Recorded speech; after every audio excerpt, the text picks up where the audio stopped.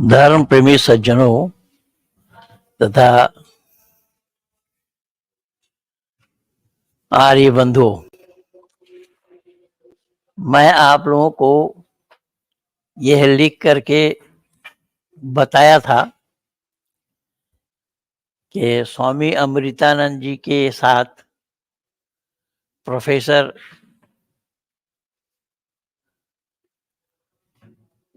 विप्लव मंडल जी की वार्ता हुई फोन पर,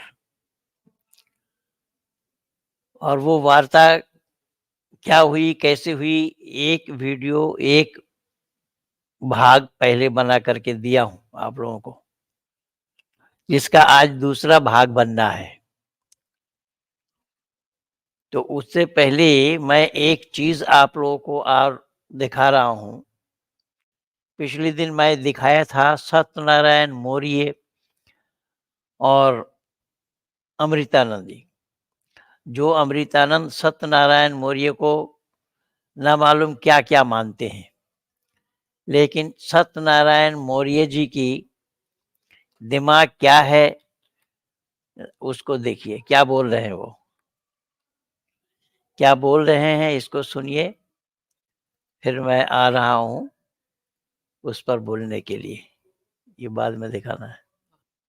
कई बार इस बात को बोलता हूँ कि भाई हिंदू में नारायण है तो साथ में लक्ष्मी है, शिव है तो साथ में पार्वती है, राम है तो सीता है, कृष्ण है तो रुक्मणी है। हर देवता के साथ कोई ना कोई देवी है, यानी नारी शक्ति को सदा मान दिया। लेकिन आप क्रिश्चियनिटी में देख लो तो वहाँ गॉड तो है लेकिन गॉड ही नहीं है कोई। आप इस्लाम में देख लो तो अल्लाह तो है लेकिन अल्ली नाम की कोई चीज वहां पे नहीं है। सुन लिया आप लोगों ने कि राम है तो सीता है, कृष्ण है तो रुक्मणी है, लेकिन अमृतानंद की मान्यता तो ये नहीं है। अमृतानंद तो कृष्ण के साथ राधा को मानते हैं, और हर वैष्णवी मानते हैं, केवल अमृतानंद नहीं। और ये रुक्मणी कह रहे हैं, इनका विरोध नहीं हुआ। ये अमृतानंद दो नाव में पांव रखे हुए हैं। अमृतानंद को खुद को पता नहीं है कि सही क्या और गलत क्या है। इन्होंने अपने चैनल में बुलाया उनको और उनसे वक्तव्य दिलवाया। मैं पिछले दिन आप लोगों को ये दिखाया था, बताया था कि इसी सत्यनारायण मौर्य जी ने कहा कि दयानंद नाम के एक सन्यासी हुए गुजरात में उनका कोई अनुयायी नहीं है, आर्य समाज भी नहीं है। लेकिन गुजरात में आर्य समाज है या नहीं है, वो सारा प्रमाण मैं दे चुका हूं। लेकिन आज सत्यनारायण मौर्य जी क्या कह रहे हैं कि राम है तो सीता है, कृष्ण है तो रुक्मणी है, लक्ष्मी है तो पार्वती है, आदि आदि ये सब बताया। लेकिन क्रिश्चियनिटी को लीजिए या इस्लाम को लीजिए, क्रिश्चियनिटी में गॉड तो है पर गॉड ही नहीं है। इस्लाम में अल्लाह है, अल्ली नहीं है। अब इन अकल के दुश्मनों को क्या कहा जाए कि राम जन्म ले रहे हैं और अल्लाह अजन्मा है। राम जन्म ले रहे हैं माता पिता के घर, इसलिए राम को शादी करने की आवश्यकता हुई, और राम ने शादी की तो सीता के साथ, राजा जनक के बेटी के साथ। लेकिन अल्लाह का जन्म कहाँ हुआ जो अल्लाह ने शादी करे? अल्लाह शादी करे, अल्लाह जन्म लेंगे तब ना शादी करेंगे, तो अल्लाह अजन्मा है। जो क्रिश्चियन लोग गॉड बोल रहे हैं वो गॉड भी अजन्मा है, तो गॉड को शादी करने की क्या आवश्यकता है? और राम जो जन्म लिया है, राम शादी करेंगे। अब जन्म और अजन्म को भी नहीं जानते ये लोग कि जन्म किसका हुआ है, और इसी राम को ये लोग ईश्वर माने बैठे हैं, कृष्ण को ईश्वर माने बैठे हैं। जो कृष्ण जन्म ले रहे हैं माता पिता के घर में, अपने मामा के कारावास में, जो कृष्ण अपने मामा के साथ युद्ध भी कर रहे हैं,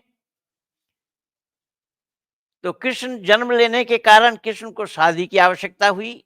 और रुक्मणी से शादी हुई।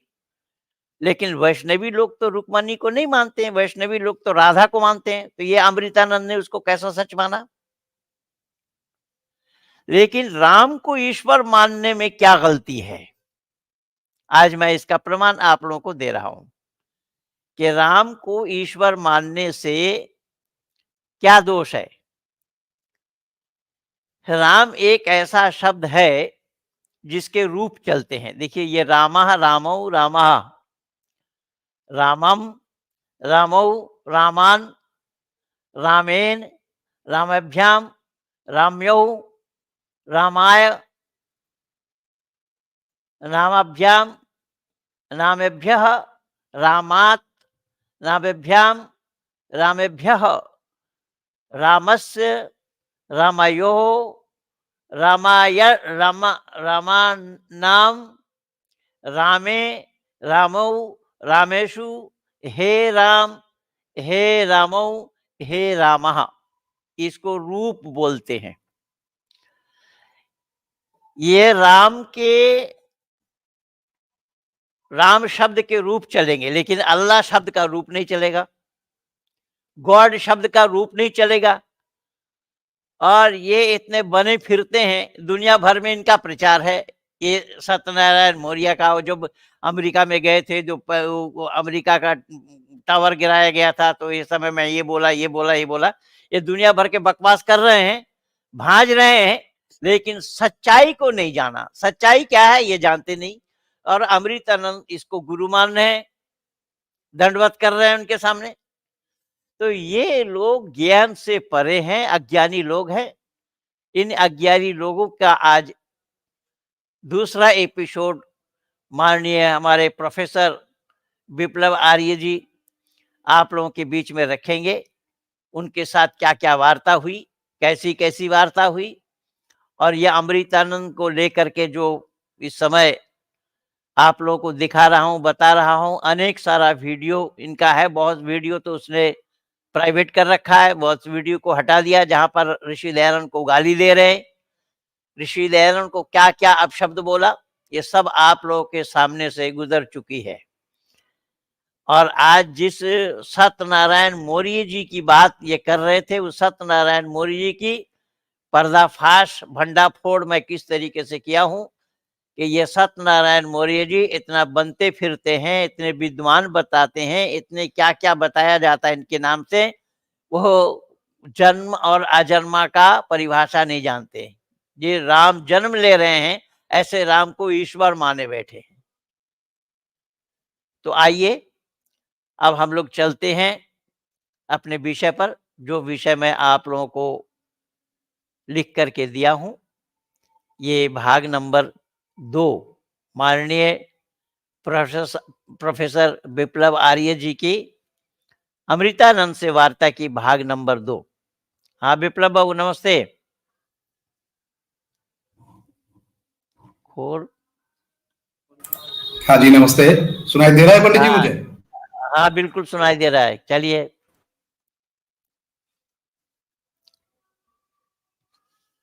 शुरू करिए अपनी बात। अच्छा, तो मैं एक स्क्रीन शेयर करना चाहूंगा, इसे काइंडली एक्सेप्ट कीजिए।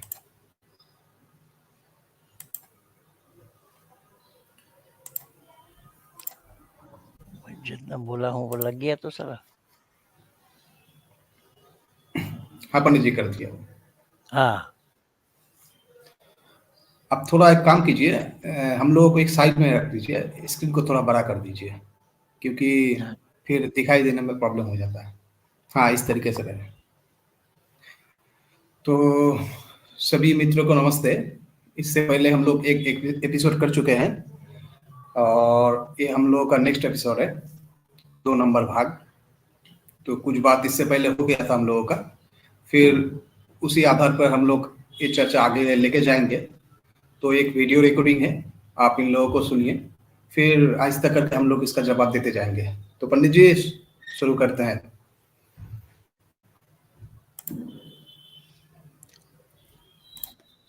सुनाई दे रहा है पंडित जी? जब सब आ रहे ही थे तो आवाज आ रहा है वीडियो पे? साफ नहीं आ रही आवाज।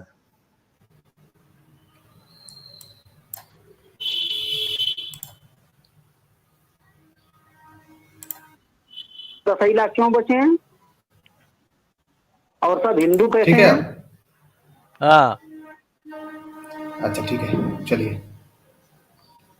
तो हम लोग रुक रुक के फिर अपना दलील देता रहेंगे बीच बीच में। तो शुरू करते हैं पंडित जी। तुमको हिंदू का सही अर्थ ही नहीं पता है। तुम लोग इस पुराणों में एक पुराण है, हाँ, जिसे भविष्य पुराण कहा जाता है जी, उसमें लिखा हुआ है कि मुसलमानों ने हिंदू नाम रखा है। भविष्य पुराण में कहाँ लिखा हुआ कि मुसलमानों ने हिंदू नाम रखा है? तो पंडित जी, इससे पहले तो हम लोग ने दिखा दिया था कि भविष्य पुराण में कहाँ लिखा हुआ है। अगर आप कहेंगे तो फिर दोबारा मैं दिखा सकता हूँ। हाँ, तो दिखा दीजिए उसको, ये भी सात प्रमाण के साथ लगा रहे। अच्छा अच्छा।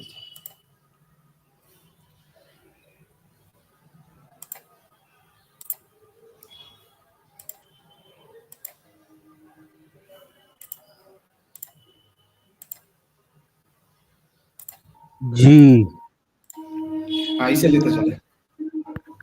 पंडित जी पेश शेयर किया हूँ। आप देखिए इधर भविष्य पुराण हाँ। प्रतिसर्ग पर्व खंड नंबर 1 अध्याय नंबर 5 श्लोक नंबर 36 और पेज नंबर 272 जो गीता प्रेस से छपा हुआ है। तो अगर इस पे हम गौर करते हैं तो यहाँ साफ साफ लिखा है कि और सप्त सिंधु के स्थान पर हप्त हिंदू का प्रयोग जोवन की भाषा में किया जाएगा। अब जोबन तो मुसलमानों को ही कहा जाता है, इससे पहले हम लोग चर्चा कर चुके हैं।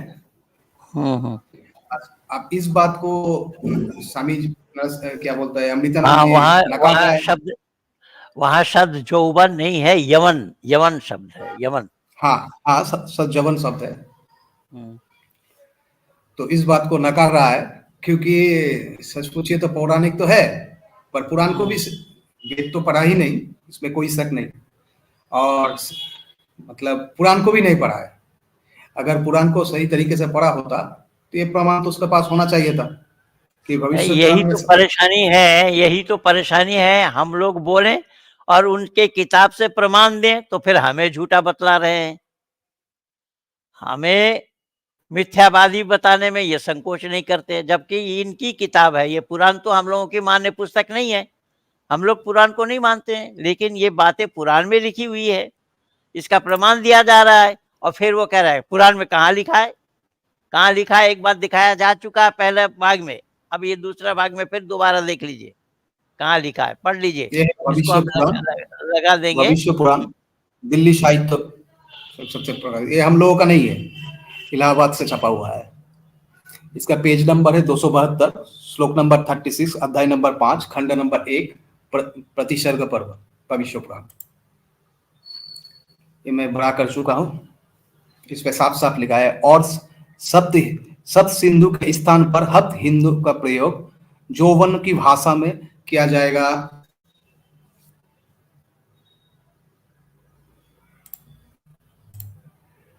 ठीक है पंडित जी, तो फिर हाँ रिकॉर्डिंग ठीक की है, तरफ जाते हैं। आगे चलिए। हाँ,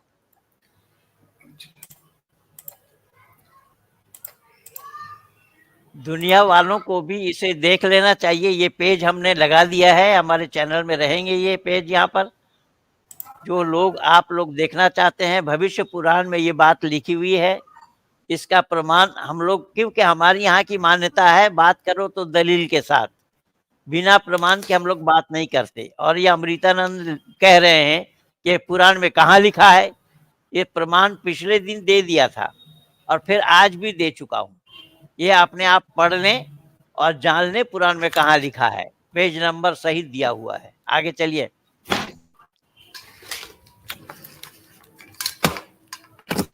हाँ पंडित जी,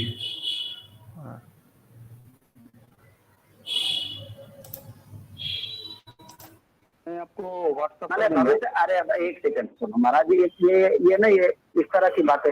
मुसलमान बने कब? 1400 साल पहले। हाँ, अब भविष्य पुराण लिखा कब गया है? भविष्य पुराण तो बहुत बाद में लिखा गया ना, क्योंकि उधर अकबर का भी नाम है, महात्मा गांधी का भी नाम है। नहीं, बाद में किसने लिख दिया? मतलब भविष्य का मतलब क्या होता है? भविष्य का मतलब होता है फ्यूचर। फ्यूचर। तो फ्यूचर के बारे में कब लिखा जाएगा? फ्यूचर में कब लिखा जाएगा? फ्यूचर में नहीं लिखा जाएगा, फ्यूचर में क्या होने वाला है इसके इसके बारे में लिखा जाएगा। तो आपने ये कैसे कह दिया कि अकबर के बाद में भविष्य पुराण लिखा हुआ है? नहीं नहीं, मैंने ये तो नहीं कहा ना। देखिए किस तरह से झूठ बोल रहा है। मैंने कब कहा अकबर के टाइम पे लिखा हुआ है? मैंने तो कहा कि अकबर का नाम भविष्य पुराण में लिखा हुआ है। अब अपने बात को मेरे मुंह में डाल रहा है। समझ में आ रहा है पंडित जी? समझ में तो आ रहा है, हम लोग समझ रहे हैं, लेकिन ये भविष्य पुराण में कहाँ लिखा उसको डाल दिया, देख लो। अब कब लिखा गया, कौन लिखा, उसका नाम क्या है, उसके बाप का नाम क्या है, उसकी माँ कौन थी, ये खोज तो आपको करना है, क्योंकि पुस्तक आपकी है। हाँ, इसका छानबीन तो हमारा लिए है नहीं, ये तो उन लोगों का है जो लोग इसका मानता है। अब उसमें लिखा है, बस लिखा है, कब छपा है, कब लिखा गया, कब नहीं लिखा गया, उससे मतलब क्या आता है इसे? क्योंकि लेकिन स्वामी जी ने प्रमाण दिया था। फिर भी इसमें लिखा हुआ है, वो पुराण जहां से छपी है, कब छपी है, किस प्रेस से छपी है, वो सारा उसमें डिटेल्स में लिखा हुआ है। भविष्य पुराण मंगवाइए, उसके टाइटल पेज खोल करके देख लीजिए। नहीं नहीं, इतना श्योर है हम, इतना हम जानते हैं कि परम पूज्य व्यास देव जी महाराज ने भविष्य पुराण नहीं लिखा, इतना हम गारंटी से कह सकते हैं। सिर्फ भविष्य पुराण ही नहीं, जितना भी पुराण है या जितना भी उप पुराण है, उनमें से एक भी नहीं लिखा है। इसका भी प्रमाण हम लोग पुराण से दे सकते हैं। कोई पौराणिक हम लोग तो चैलेंज तो करके देखे। और खास करके भागवत का रचयिता तो बोधोद है, वो तो पुराण में ही खुद बताया गया है। और खास कर पूरा जो जितना पुराण है वो व्यासदेव का नहीं लिखा है। किसका लिखा है उसके बारे में जिक्र पुराण में आया है। तो कोई पौराणिक तो हम लोगों को चैलेंज तो करे, सब तो भागता फिरता है। अच्छा, स्वामी जी का एक और आक्षेप है, बिप्लब दा आमी ये कुछ स्वामी जी का एक और आक्षेप है कि हम आर्य समाजी अपने आप को आर्य श्रेष्ठ क्यों बुलाते, और हम पौराणिकों को निकृष्ट क्यों बुलाते, या पौराणिकों को अश्रेष्ठ क्यों बुलाते। तो हमने ऐसा कहा ही नहीं कि पौराणिक अनार्य होते, ये कहीं पे ऋषि दयानंद ने नहीं कहा है। पौराणिक भी आर्य हो सकते हैं, बशर्त वो ऋषि मान्यता को माने तो पौराणिक भी आर्य होंगे, इसमें कोई दो राय नहीं है। शर्त यह है कि उसमें भी नहीं। मैं एक प्रमाण और देना चाहता हूँ। ठीक है, हम अपने आप को श्रेष्ठ क्यों लिखते हैं, तो ये सवाल तो मर्यादा पुरुषोत्तम राम से पूछना चाहिए। राम को कहाँ अनार्य बोला गया है? राम को तो आर्य बोला गया, आर्य पुत्र कह के संबोधित किया गया। वह रामायण के सीरियल में भी देखा जा सकता है। उसके बाद में महाभारत वाला सीरियल दिखाया गया, उसमें गांधारी भी अपने पति को आर्य पुत्र कह के संबोधित कर रहे हैं। उसके बाद भी एक सीरियल दिखाया गया चाणक्य वाला, उस चाणक्य वाला सीरियल में भी आर्य पुत्र कह के संबोधित कर रहे हैं। मैं पूछना चाहता हूँ, ये अमृतानंद नाम इसका तो मैं तो उस दिन बोल दिया था कि झूठ मूठ का अमृत है, विषधर नाम होना चाहिए इनका। यह अमृत जब कोई हम संस्कार करते कराते हैं तो ओम तत्सत आ ब्राह्मणो द्वितीय परणाब्दे वैवत सतमन मंत्र जम्मू द्वीपे भारत खंडे आर्य वर्तंतर्गत क्यों बोल रहे हैं, हिंदू वर्तंतर्गत क्यों नहीं बोलते? ये तो सामने आते इसीलिए नहीं है, डर के मारे। ये जान रहे हैं ये धुल जाएंगे, सामने आने की हिम्मत तो है नहीं। मैं तो साल भर से चुनौती दे रहा हूँ, ये कब आया सामने? यही तो विप्लव जी से जो बात कर रहे हैं वो बात किस तरीके से कर रहे हैं वही देखिए, वहीं पर ही पोल है। जब वो आर्य, हम लोगों को आर्य कहने में इनको आपत्ति है, तो राम को पहले दोष देना। राम आर्य क्यों थे, कैसे थे? राम को आर्य पुत्र क्यों कहा गया? रामायण का सीरियल रामानंद सागर ने 108 रामायण से चुनिंदा बातों को उठा करके जो सीरियल बनाया, पहले रामानंद सागर को दोष दे कि तुमने राम को आर्य क्यों बताया, राम तो हिंदू थे। ये वहां कहना चाहिए इनको, तो वहां कहने की हिम्मत तो नहीं है कि सच्चाई से कोसों दूर खुद हैं, दूसरे पर दोष धर रहे हैं। हाँ, आज आगे चलिए विप्लव जी, मैंने ये प्रमाण दिया है कि वहाँ सब जगह आर्य कह के संबोधित किया गया है। मेरा एक हाँ पॉइंट पंडित जी। इसमें, जी हाँ, आप बोलिए विप्लव भाई। अच्छा, तो श्री मर्यादा पुरुषोत्तम श्री राम को ही आर्य नहीं कहा गया है, जोगेश्वर श्री हाँ, कृष्ण को भी आर्य कहा गया है। और तो ये कह राम रहा है कि हम लोग पौराणिक लोगों को अनार्य कहकर गाली दे रहे हैं। अब किसी को अनार्य कहना अगर गाली है, तो जोगेश्वर श्री कृष्ण गीता में अर्जुन को कहा है अनार्य, तो क्या गाली दे दिया? आर्य मान्यता के खिलाफ जब भी आप काम करेंगे तो आपको अनार्य कहा जाएगा। इससे तो कोई दोष नहीं है। जब अर्जुन ने आर्य मान्यता के खिलाफ चलने गया, तो जोगेश्वर श्री कृष्ण उसे फौरन पकड़ लिया और एक कहने लगा, नहीं आप क्यों अनार्य मान्यता के जाते हैं, इसलिए अनार्य कहा गया ना, तो गाली देकर तो नहीं कहा गया। अनार्य कहना किसी को गाली नहीं है। जो आर्य समझाया विचारधारा के उनको विपरीत जाता है, थे, उसे ही समझाया अनार्य कहा उनको गया। जाता है जो समझदार होंगे। ये नासमझ लोग हैं, इनको कैसे समझाएंगे, किस तरीके से समझाएंगे? ये समझने के लिए भी तैयार नहीं है, अपनी बातों को ही नहीं जानते हैं। योगेश्वर कृष्ण के जीवनी को पढ़ करके नहीं, इसीलिए तो मैंने महाभारत का उदाहरण दिया। महाभारत में गांधारी अपने पति को आर्यपुत्र कह के संबोधित किया है, तो वो पाए कहाँ से? योगेश्वर कृष्ण से पाए। उससे पहले गए तो राम से पाए। वो तो मैं रामायण काल का ही उदाहरण दिया हूँ। राम पहले थे, राम का युग पहले था, तो राम से ही चलती चली आ रही है। जी जी जी, मैं इसमें मैं इसमें कुछ कहना चाहूंगा पंडित जी। हाँ बोलिए। मैं इसमें पहले तो स्वामी जी को ये कहना चाहूंगा कि हम लोग अपने आप को आर्य अगर कहने से कोई अपने आप को श्रेष्ठ क्यों कहता है, तो आर्य हमने अपने आप को नहीं कहा, आर्य हमको कहा है परमात्मा ने। अहम भूमि मातादम आर्य निरुक्त के मेरा स्क्रीन लगाइए, निरुक्त के 6 के 26 में आया है, आर्य ईश्वर पुत्र है, आर्य ईश्वर का पुत्र है। और आप अपने आप को माननीय ये जी क्या नाम है, माननीय अमृतानंद जी, आप अपने आप को कहते हैं हम कृष्ण के दास हैं। तो दास तो मोहम्मद साहब रखते थे, द प्रॉफिट। ये देखिए सुनन अबू दाऊद सही बुखारी 6756 में। और अब कसीर जगहों में आया है कि मोहम्मद साहब दास रखते थे, स्लेव रखते थे। सही Sunan Ibn Abi Dawood 3358, prophet brought a slave for 2 slaves, 2 slave बेच करके उन्होंने 1 स्लेव खरीदा। डू नॉट, ऐसे ही बहुत जगह आया है कि प्रॉफिट जो है रसूलुल्लाह जो है वो स्लेव रखते थे। ठीक है, तो ये आपके पास, आपको यहाँ पे आप दिख सकते हैं बहुत सारा हदीसें मैं आपको दिखाऊंगा कि प्रॉफिट अपने साथ स्लेव रखते थे, अपने साथ दास रखते थे। तो हम ईश्वर पुत्र हैं और आप कृष्ण के दास हैं, तो मिसलिहत मुसलमानों के साथ तो आपके यहाँ है। आप भी अपने आप को कृष्ण के दास कहते हैं और ये मुसलमान अपने आप को गुलाम रसूल कहते हैं, रसूल का ये गुलाम नबी कहते हैं, गुलाम नबी आज़ाद भी नाम रखा है। तो भाई सिमिलरिटी आपके यहाँ है।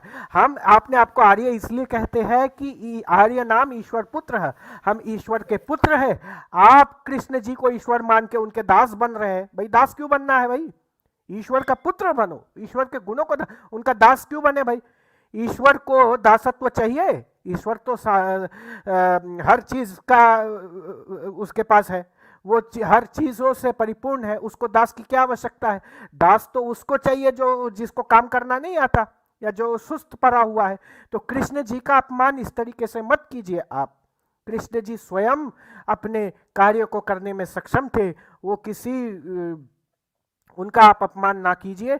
हम दास नहीं है, हम ईश्वर के पुत्र हैं। जी पंडित जी फिर से छोटा हो गया स्क्रीन, इसे थोड़ा बड़ा कर दीजिए।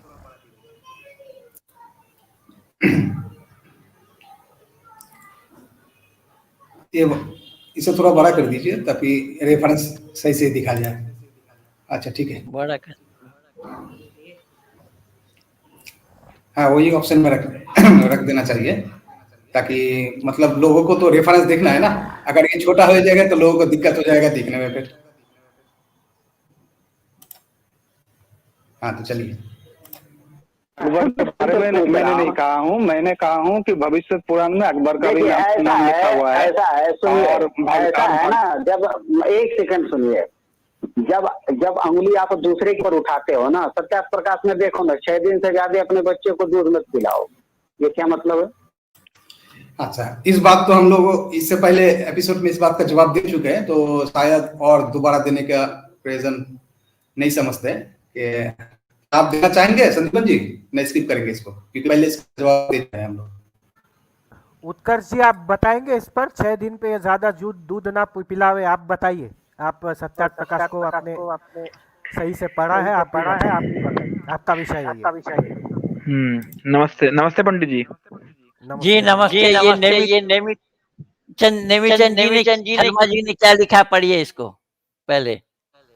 हाँ, आदरणीय पंडित जी और भैया विप्लव जी को सादर नमस्ते। अति ज्ञानवर्धक आपका वीडियो रहता है, कृपया इसे ही सनातन का सेवा करते रहे और हमें मार्गदर्शन बना रहे। बिल्कुल, हम किसी के विरुद्ध, देखिए ये हम लोग यहाँ पे आए नहीं हैं नफरत फैलाने के लिए।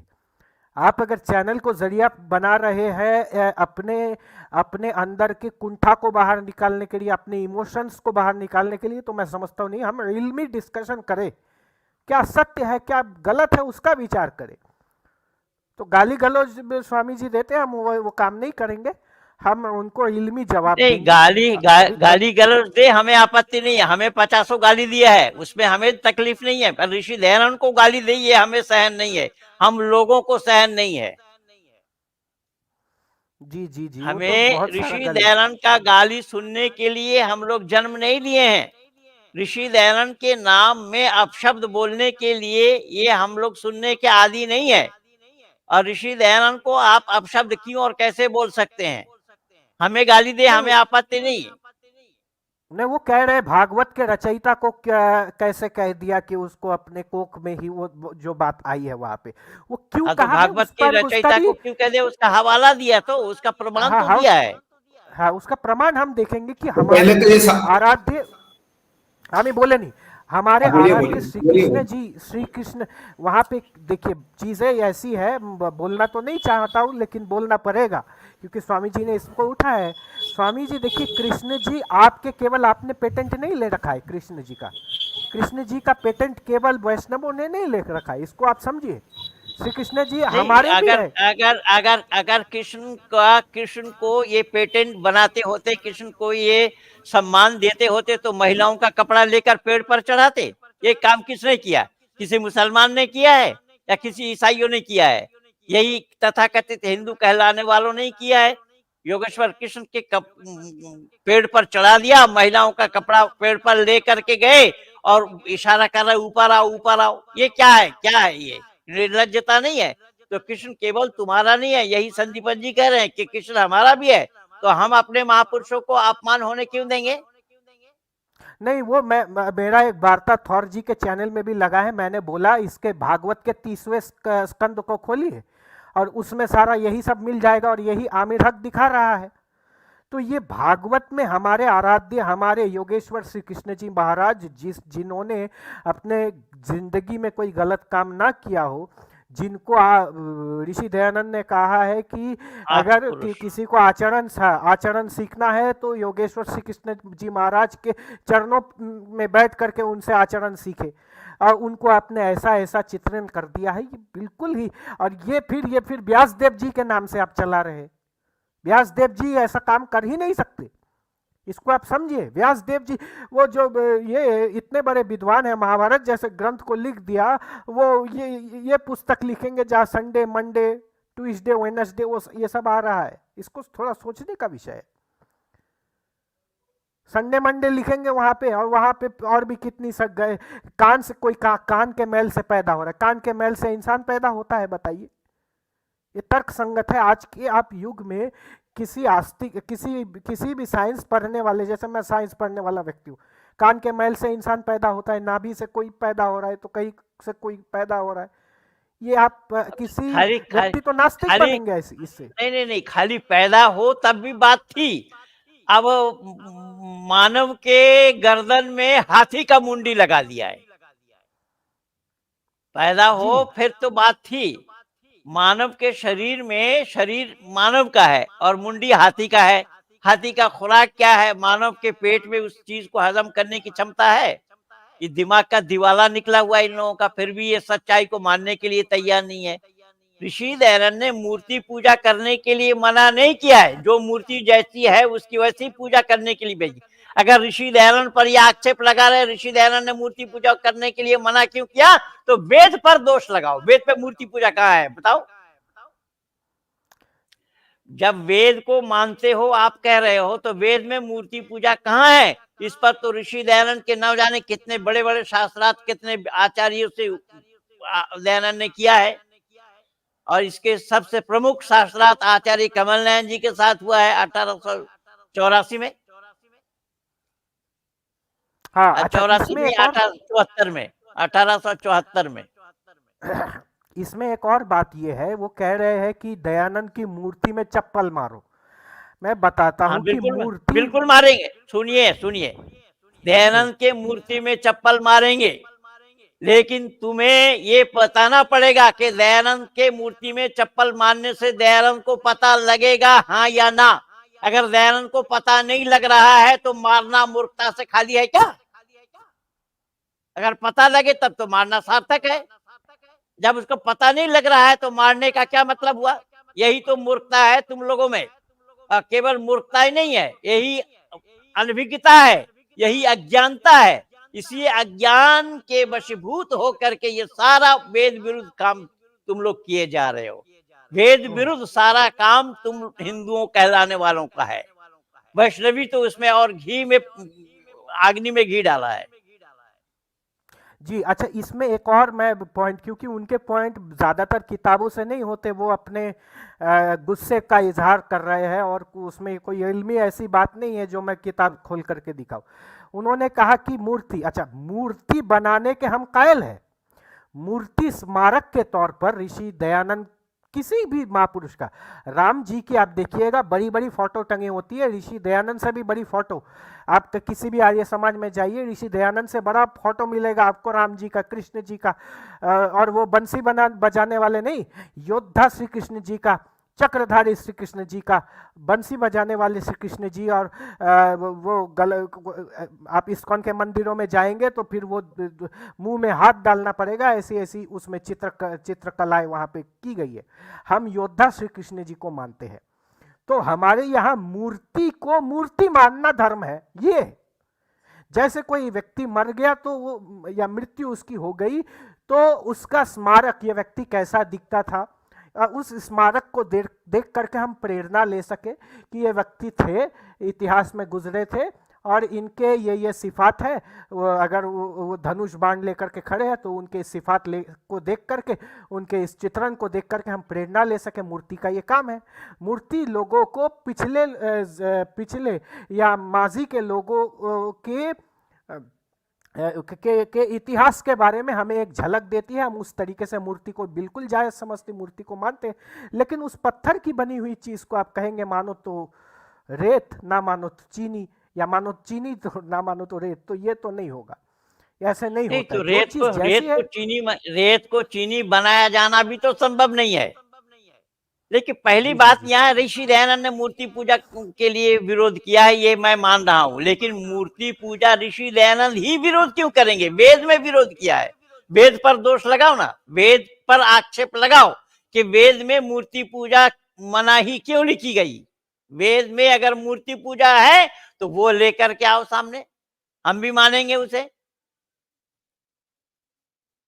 जी जी हाँ, जी बोलिए। बिल्कुल। तो हमारे यहाँ मूर्ति बनाने का विरोध नहीं, मूर्ति तो शिल्प कला है।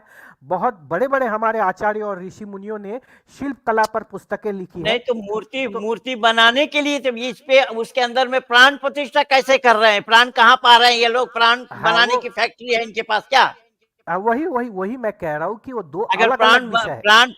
प्राण प्रतिष्ठा मूर्ति में कर रहे हैं तो उनके घर में जब कोई आदमी मर गया उसका प्राण आज तक क्यों नहीं लौटाया इन लोगों ने? जी तो अच्छा उत्कर्ष जी, आप इस पर बताइए, जो हमारा टॉपिक था क्या वो दूध वाला विषय, उत्कर्ष जी उसको क्लियर कीजिए आप एक बार। देखिए, पहली बात तो वहां पर स्वामी जी ने कहीं ये नहीं कहा कि जैसा कि ये अमृतानंद जी अपनी स्ट्रीम में चिल्लाते रहते हैं दिन रात बैठ के, वहां पर स्वामी जी ने क्या बोला है कि अनिवार्य रूप से थोड़ी लिखा है कि धाई का ही दूध पिलावें। वहां तो ये भी बोला ना कि आगे धाई ना रख सकें तो जैसा लगे वैसा उचित करें।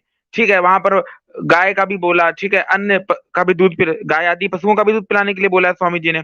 और फिर वेद का एक मंत्र आता है 12 यजुर्वेद 12वें अध्याय का दूसरा मंत्र, उसमें ये साफ साफ बोला है कि बालक की दो माताएं होती हैं, एक धाई और एक जननी माता, तो दोनों को दूध पिलाने का विधान है। तो जब वही वेद भाष्य स्वामी जी कर रहे हैं, वही सत्यार्थ प्रकाश वो लिख रहे हैं, तो जब अमृतानंद जी को नहीं पढ़ना आता है तो अपना पहले इलाज कराएं जाके। वो वहां पर वो अंडरस्टूड बात है। और दूर क्यों, तुम्हारे गरुड़ पुराण में ये लिखा है कि धाई का दूध पिलाएं बालक को, और इतिहास में भी पन्ना धाई का उदाहरण मिलता है। अब वहां कोई कंपलसरी थोड़ी किया है कि खाली धाई का ही दूध पिलाएं, लेकिन नहीं, इनको बस एक शब्द पढ़ना है और वही ढबली पीटते रहना है 24 घंटे। गरुड़ पुराण भी नहीं पढ़ेंगे उठा के अपना। वो गरुड़ पुराण का हवाला दे रहे हैं। देश काल परिस्थिति स्वामी जी ने लिखा है। बिल्कुल बिल्कुल, ये गरुड़ पुराण में आता है, आचार कांड, और 172वें अध्याय का 13वें से 15वां श्लोक आता है। और यही चीज सुश्रुत संहिता में भी साफ साफ आती है कि धाई के दूध को शुद्ध करके, वो मुझे और भेज दीजिए। ठीक है भेज देंगे, आप लगा दीजिएगा, ठीक है। वैसे जरूरत नहीं है दिखाने की, क्योंकि कोई डिबेट तो अभी हमसे कर नहीं रहे हैं, जब करेंगे तब दिखाएंगे, अभी क्यों सारे पत्ते खोल ले हम। डिबेट कौन करेंगे? ये उम्मीद कर रहे हैं आप आपके साथ डिबेट करने के लिए आएंगे। अरे हाँ ठीक है, तो फिर हम भेज देते हैं, दिखाई दीजिए आप, ठीक है। हाँ तो हम भेज देंगे। तो पहले तो ये हो गया, और दूसरा और किस पे बात चल रही थी? हाँ, मूर्ति पूजा पे बोल रहे थे। हाँ, कि क्या बोल रहे थे कि हाँ मूर्ति के आगे पूजा करो, ये करो। तो भाई मूर्ति आप मूर्ति पूजा वेद का तो छोड़ ही दीजिए, आपके तो पुराणों में भी लिखा है कि जो मूर्ति पूजा आदि करते हैं वो उनकी बुद्धि जो है, वो जो तीर्थ को, नदियों को तीर्थ मानते हैं, और जो पाषाण आदि की पूजा करते हैं। हाँ वो हम भागवत में दिखाएंगे। है। अच्छा ठीक है, तो आगे चलिए फिर, क्योंकि बाद में आ रहे हैं, उसमें भी आएंगे। तो खास कर जोगेश्वर श्री कृष्ण किसका दूध पिया है, पहले इसे तो पता कर लेना चाहिए था उसे, क्योंकि माँ से तो उसका रिश्ता तो एक दिन का ही था, वो तो वहां से गायब हो गया। तो अब उसके बारे में क्या है? अब अमृतानंद जी का अगर सुनना है तो उसे तो कुछ पिलाना नहीं चाहिए था। अच्छा ठीक है, तो चलते हैं। उनसे पूछिए क्या बोल, उनसे क्या हाँ रिकॉर्डिंग चलाते हैं हम लोग। इसको मानते हो? इसको कौन सा आर्य समाजी मानता है इसको? देखिए गुरुजी, एक सेकंड सुनिए। मेरा दिक्कत क्या है, जब आप दूसरे की मान्यताओं पर चोट पहुंचाते हैं तो आपकी मान्यताओं पर चोट पहुंचना, जब आपकी कमियां है तो उसको तो बोला ही जाएगा। अच्छा, हम लोग तो किसी के मान्यता पे चोट नहीं पहुंचाते हैं। जो सही है वो हम लोगों के नजदीक सही है, जो गलत है वो हम लोगों के नजदीक गलत है। अगर हम लोगों के बीच पे कोई गलत है उसे तो दर्शाइए, उसके लिए तो डिबेट में आना चाहिए ना। अच्छा सुनिए आगे।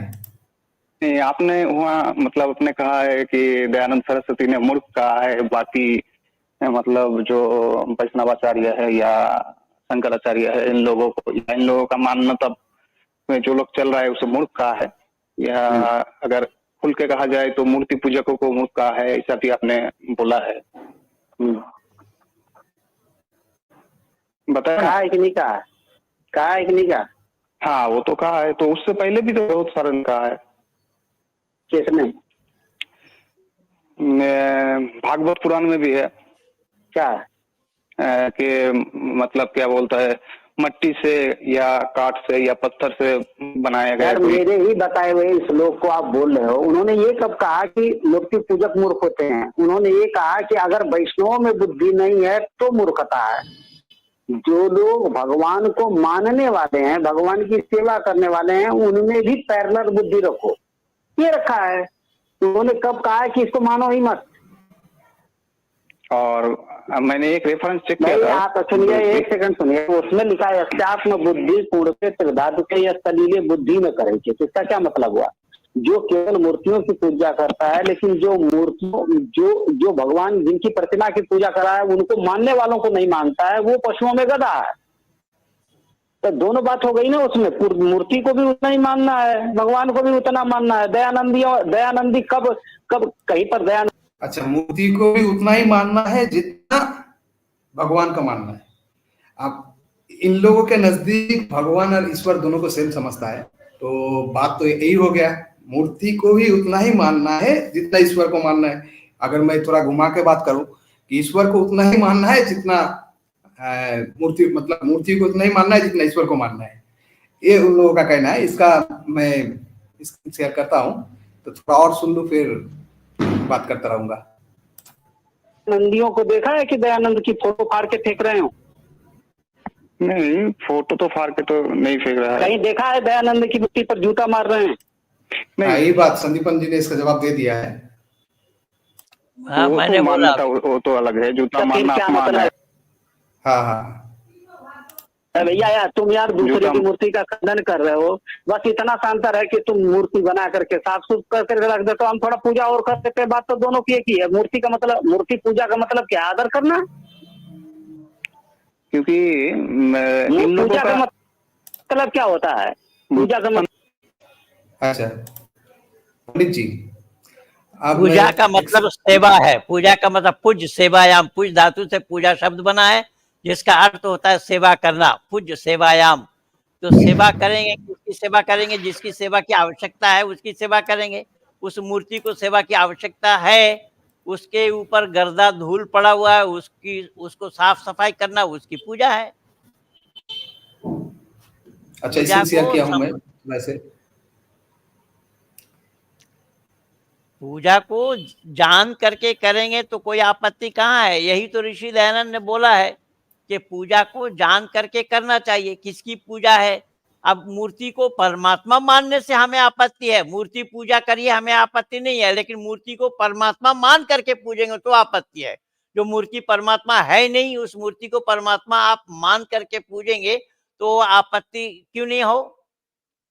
जो परमात्मा नहीं है उसको परमात्मा मान रहे हैं आप, ये कौन सी अकलमंदी है, कौन सी बुद्धिमानी है ये? अब ये खुद बता रहे हैं अपने वीडियो में कि सांप बिच्छू पेड़ पौधे हम सब की पूजा करते हैं। तो पूजा क्या है? सांप बिच्छू की पूजा करना ये अकलमंदी है, बुद्धिमानी है। तो पूजा सेवा का नाम है। पूज्य सेवायाम या भजन, भज सेवायाम, भज धातु से भजन शब्द बना है, तो उसका मतलब भी सेवा करना होता है। तो अर्थ को जान करके करेंगे या खामा खाए? तो मूर्ति पूजा अगर धर्म है तो अधर्म क्या है? जिस मूर्ति पूजने के लिए परमपिता परमात्मा ने अपने वेद मुकद्दस में मना किया है, यजुर्वेद के 40वां अध्याय को पढ़ करके देखिए, दूसरा तीसरा मंत्र में ही सब जगह दिया हुआ है। हाँ पंडित जी, थोड़ा इसे रेफरेंस को बड़ा कीजिए, छोटा है। इसको बड़ा कर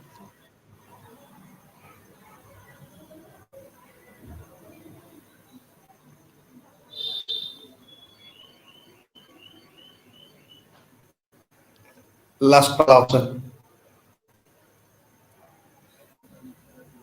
इसको थोड़ा बड़ा कर, फोटो छुप जाए कोई बात नहीं, नहीं इसको बड़ा करना है। हाँ रेफरेंस को बड़ा करना है। हम लोगों को फोटो दिखाना तो मकसद नहीं है, रेफरेंस दिखाना ही मकसद है। अगर वो छोटा हो जाए तो बस दिक्कत हो जाता है।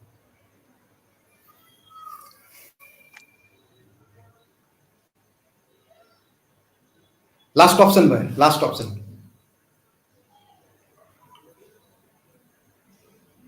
इसको बड़ा नहीं किया जा रहा है,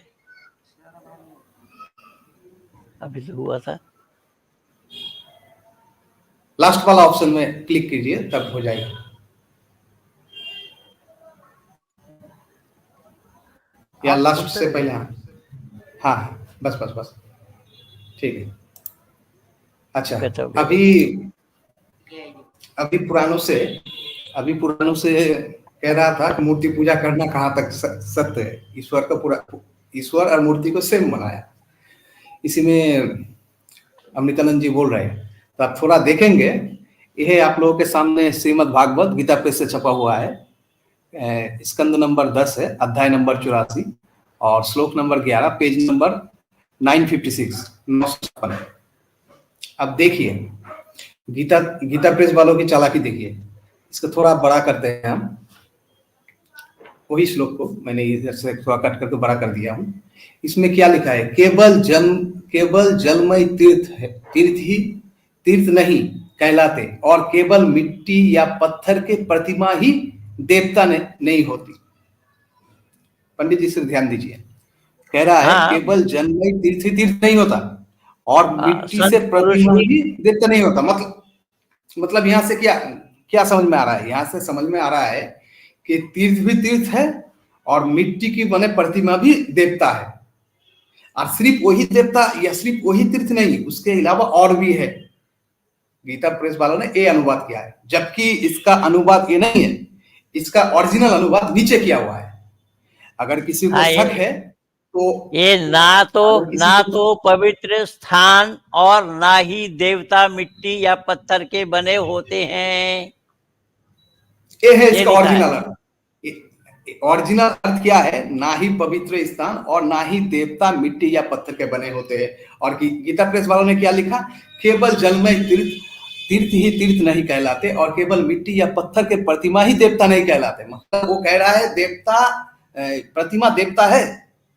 गीता प्रेस वालों का बोलना है कि प्रतिमा देवता है, और इसका ओरिजिनल अर्थ आता है कि मिट्टी का या पत्थर का बना हुआ देवता होता ही नहीं। अब देखिए इन लोगों का चालाकी। अगर किसी को शक है वो गूगल ट्रांसलेटर में ट्रांसलेट करके देख लीजिए गीता प्रेस वालों ने किस तरह बेवकूफ बनाया है लोगों को। अब आइए, यह है शिव पुराण विंध्येश्वर संहिता अध्याय 1 श्लोक नंबर 18। इसमें क्या लिखा है? पत्थर का लिंग शूद्रों के लिए है। शूद्रों का अर्थ ही होता है मूर्ख। द्विजातियों और बुद्धिमान के लिए पत्थर के शिवलिंग नहीं पूजनी चाहिए। यही पुराण का स्पष्ट आदेश है। अब शिव पुराण कह रहा है तो जो मतलब शिवलिंग का मूर्ति है उसको पुराण मतलब उसको पूजना या उसको उपासना करना मूर्खों के काम बताया गया है, शूद्रों को काम बताया गया है, ज्ञानी वालों के लिए नहीं। यह है शिव पुराण, रेफरेंस दिया है, किसी को शक है तो खोल कर देख सकता है। अब आगे आते हैं। तो यही बताया गया है ना, इसे वेद का प्रतिपादन किया है। वेद से मानेगा तब ना।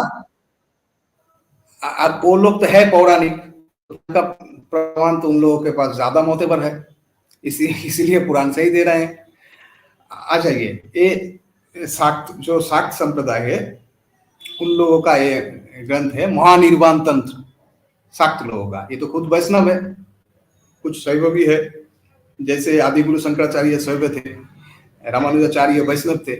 ठीक उसी तरह मत है जो सेक्ट है, जिसे तंत्र मत मतलब वो शाक्त मत में आता है, उसी का भाग में एक किताब मतलब ये ग्रंथ है जिसका नाम है महानिर्वाण तंत्र। यहाँ पे साफ साफ लिखा है, मूर्ख लोग मिट्टी, पत्थर, धातु अथवा लकड़ी की मूर्तियां को ईश्वर समझता है।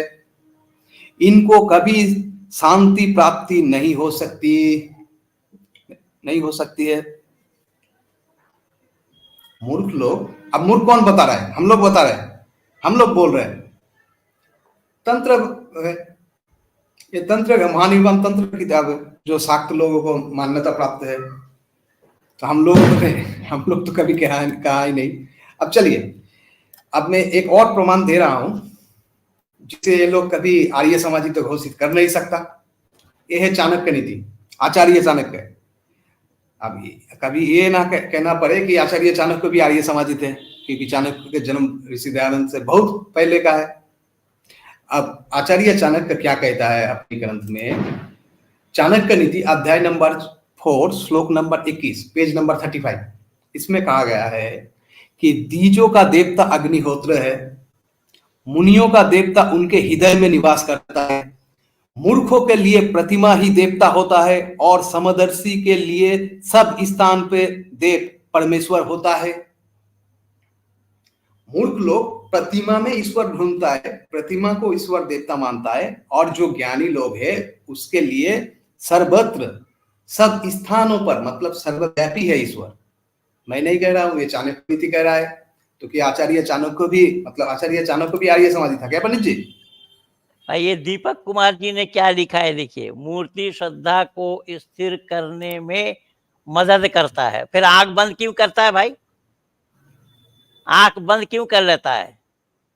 श्रद्धा मन की अवस्था है, उसे आर्य समाजी नहीं समझ सकते। सत्यार्थ अच्छा ठीक है, प्रकाश आर्य समाजी ध्यान के बारे में कुछ नहीं है, जो गीता के अच्छा, छठे अध्याय में है। इसी पर आर्य डिबेट समाजी करने के लिए आ जाओ दीपक कुमार जी, इसी बात को लेकर के आपका स्वागत है। रविवार को इसी चैनल में इसी बात को लेकर आप अपनी बातों को लेकर के आ जाइए, स्वागत है आपका। इसी पर डिबेट करें अगर आप में अच्छा हिम्मत मैं है। अच्छा मैं एक बोलिए बोलिए बात बोल रहा हूँ, आर्य समाजी समझ नहीं सकता। चलिए दीपक जी का ये बात हम मान लिया, आर्य समाजी नहीं समझ सकता, तो महानिर्वाण तंत्र जो लिखा है वो भी नहीं समझ सकता, शिव पुराण जिसने लिखा है वो भी नहीं समझा, आचार्य चाणक्य भी नहीं समझा इस बात को। तब आचार्य चाणक्य को विरोध क्यों कर दिया मूर्ति पूजा को? दम है इसको आचार्य चाणक्य के ऊपर कुछ कहने की? नहीं, इसने लिखा है कि गीता का जो 6वां अध्याय है वो सत्यार प्रकाश से बहुत उसमें सत्यार प्रकाश में योग के बारे में ज्यादा नहीं बताया गया और आर्य समाजी लोग समझते नहीं है। तो भैया तुम्हें गीता ही नहीं पढ़ी है ठीक से। गीता में श्री कृष्ण सांख्य योग की बात बताते हैं और योग दर्शन से बड़ा योग की बातें कहाँ कही गई, और सत्यार प्रकाश में उसी वेदांत और योग की विस्तृत व्याख्या की है महर्षि दयानंद ने। तो ना तुमने गीता पढ़ा है ना तुमने ठीक से सत्यार प्रकाश पढ़ा है, तो हमें तो डाउट हो रहा है तुमने गीता भी पढ़ा है कि नहीं ठीक से, जो तुम बोल रहे हो यहाँ पे। मैं स्वागत कर रहा हूँ, मैं तो स्वागत कर रहा हूँ कि आए इसी विषय को लेकर के डिबेट के लिए आए रविवार को। अच्छा हमारे इसी मेरी आवाज चैनल आ में रही आए। है? जी जी हैं? जी जी मेरी आवाज आ रही है पंडित जी? आ रही है। अच्छा ये दिखा रहे हैं स्वामी अमृतानंद जी, ये वाला फोटो दिखा करके बोल रहे देखो दयानंद की मूर्ति की पूजा कर रहे हैं। तो मैं स्वामी जी ये को अभी बोलना चाहता हूँ, पिछले दिन आगरा में इस तरीके का एक गैर आर्य समाजी आर्य समाज में आया था। आगरा आर्य समाज के अंदर में हुआ है। उस दिन मैं इसका विरोध किया था, उस दिन भी लिखा था। ये उसी फोटो को लेकर के दिखा रहा है। ये नायकी मंडी आर्य समाज में हुआ था आगरा में। हाँ ये व्यक्ति जो है ये गायत्री परिवार वाले भी स्वामी दयानंद को मानते हैं। तो गायत्री परिवार वाले क्या कर रहे हैं वो हमारे खाते में इन्होंने डाल दिया। ये ऋषि दयानंद के बारे में कोई नहीं करेगा। ये अगर कोई आर्य समाजी होगा ना तो ये अगर होगा तो सामने से ये फूल माला हटा देगा। ये गायत्री परिवार के है, गायत्री परिवार वाले मानते हैं ऋषि दयानंद को। ये कोई हमारे भी खाते हो, में क्यों डाल? गायत्री परिवार हो या परिवार गायत्री का हो, मैं कह रहा हूं कि ये आर्य समाज में ही हुआ था। आर्य समाज में जो विद्वान थे उन पर मैंने टिप्पणी की, उसी दिन ही मैंने लिखा, उसी दिन ही मैं इसका विरोध किया कि आर्य समाज में ये गलत किया है। जी जी। अच्छा एक और विषय है, इन्होंने ये मूर्ति बताया, देखो ये मूर्ति बिक रही है इंडिया मार्ट में। तो ये पौराणिक मूर्तिकार है, ये हमारा थोड़ी है। देखिए ये इसी मूर्तिकार का आपको बुद्ध का स्टैचू भी मिल जाएगा, दुर्गा का स्टैचू भी मिल जाएगा। तो ये थोड़ी आर्य समाजियों का मूर्तिकार थोड़ी है, ये तो आपके पौराणिक मूर्तिकार है। वो ऋषि दयानंद का फोटो बना रहा है या मूर्ति बना रहा है तो हम उसको कैसे रोक सकते हैं भाई? ये देखिए ये वही मूर्तिकार है जिसने ऋषि दयानंद का शिवम आर्ट्स मूर्ति वाला, उसी मूर्तिकार का और भी बहुत सारी मूर्तियां हैं। मैं आपको दिखाता हूँ। इस शिवम आर्ट्स में आप जाएंगे तो आप देखिए नेताजी की मूर्ति है, ठीक है, और भी बहुत सारे इनका मूर्ति है, ज्योतिबा फुले। वो तो उनका मूर्ति बनाने का काम है, वो करेगा, उनको कौन रोकने जा रहा है उसकी हाँ तो ये हमारा थोड़ी ना है। इसमें इसका ये दिखा करके बोल रहे हैं देखो ये मूर्ति पूजा करते, ये सब पौराणिक लोग हैं। अच्छा ये अगर ऋषि दयानंद की मूर्ति उनसे अकीदत रखते हैं, अब वो उस तरीके से रखते हैं तो हम क्या कर सकते हैं? हमारे खाते में आएगा क्या ये? अच्छा एक ये बात। तीसरी बात ये है, ये दिखा रहे हैं ये वाली फोटो, कि ये लिपस्टिक लगा करके, ये देखो किस तरीके से, ये भी स्वामी दयानंद की ये जो मूर्ति है ये भी पौराणिक मंदिर की है, देखिए पौराणिक मंदिर की है, और ये अद्वैत मंदिर की है। देखिए ये रामकृष्ण जी का भी फोटो इन्होंने बना रखा है। तो आपके जैसे इसे भी लिपस्टिक वाला बोलेगा ना कि इसको भी लिपस्टिक वाला, ये तो रामकृष्ण मंदिर में ऋषि दयानंद से अकीदत रखने वाले लोगों ने बनाया है। अच्छा, इसमें फिर और भी है, बुद्ध का भी फोटो बनाया है इसमें, फिर आपको श्री कृष्ण जी का भी, ये श्री कृष्ण जी का भी मूर्ति यहाँ लगा है। देखिए ये पौराणिक, ये आर्य समाज मंदिर नहीं है, पौराणिक मंदिर है। और भी आप देख सकते हैं इसमें रामकृष्ण जी का फोटो लगा है, और भी बहुत सारे ये जो वेबसाइट है इसमें आपको मिल जाएगा। ये बुद्ध का भी फोटो इन्होंने लगाया है अपने, वही आप देखिए, बैकग्राउंड भी आप देख सकते हैं। तो भाई ये सब वो देखिए सबको, उनको भी लिपस्टिक लगा दिया है, वो सबका वैसे ही बनाया गया है, वो तो सारे सबका स्टैचू ऐसे बना है। नहीं तो उनका मूर्ति बनाने का काम उनका है, हम उस पर क्यों चर्चा कर रहे हैं? मैं ये नहीं समझ पाया कि जिनका काम ही मूर्ति बनाने का है, जिनका रोजी रोटी ही मूर्ति है, मूर्ति बनाना है, जो मूर्तिकार है तो वो करें अपना। लेकिन इसमें ये है कि इन्होंने दयानंद का मूर्ति इस तरीके के बना करके दिखाया है, जबकि हमारा कॉन्सेप्ट नहीं है, हमारी मान्यता नहीं है।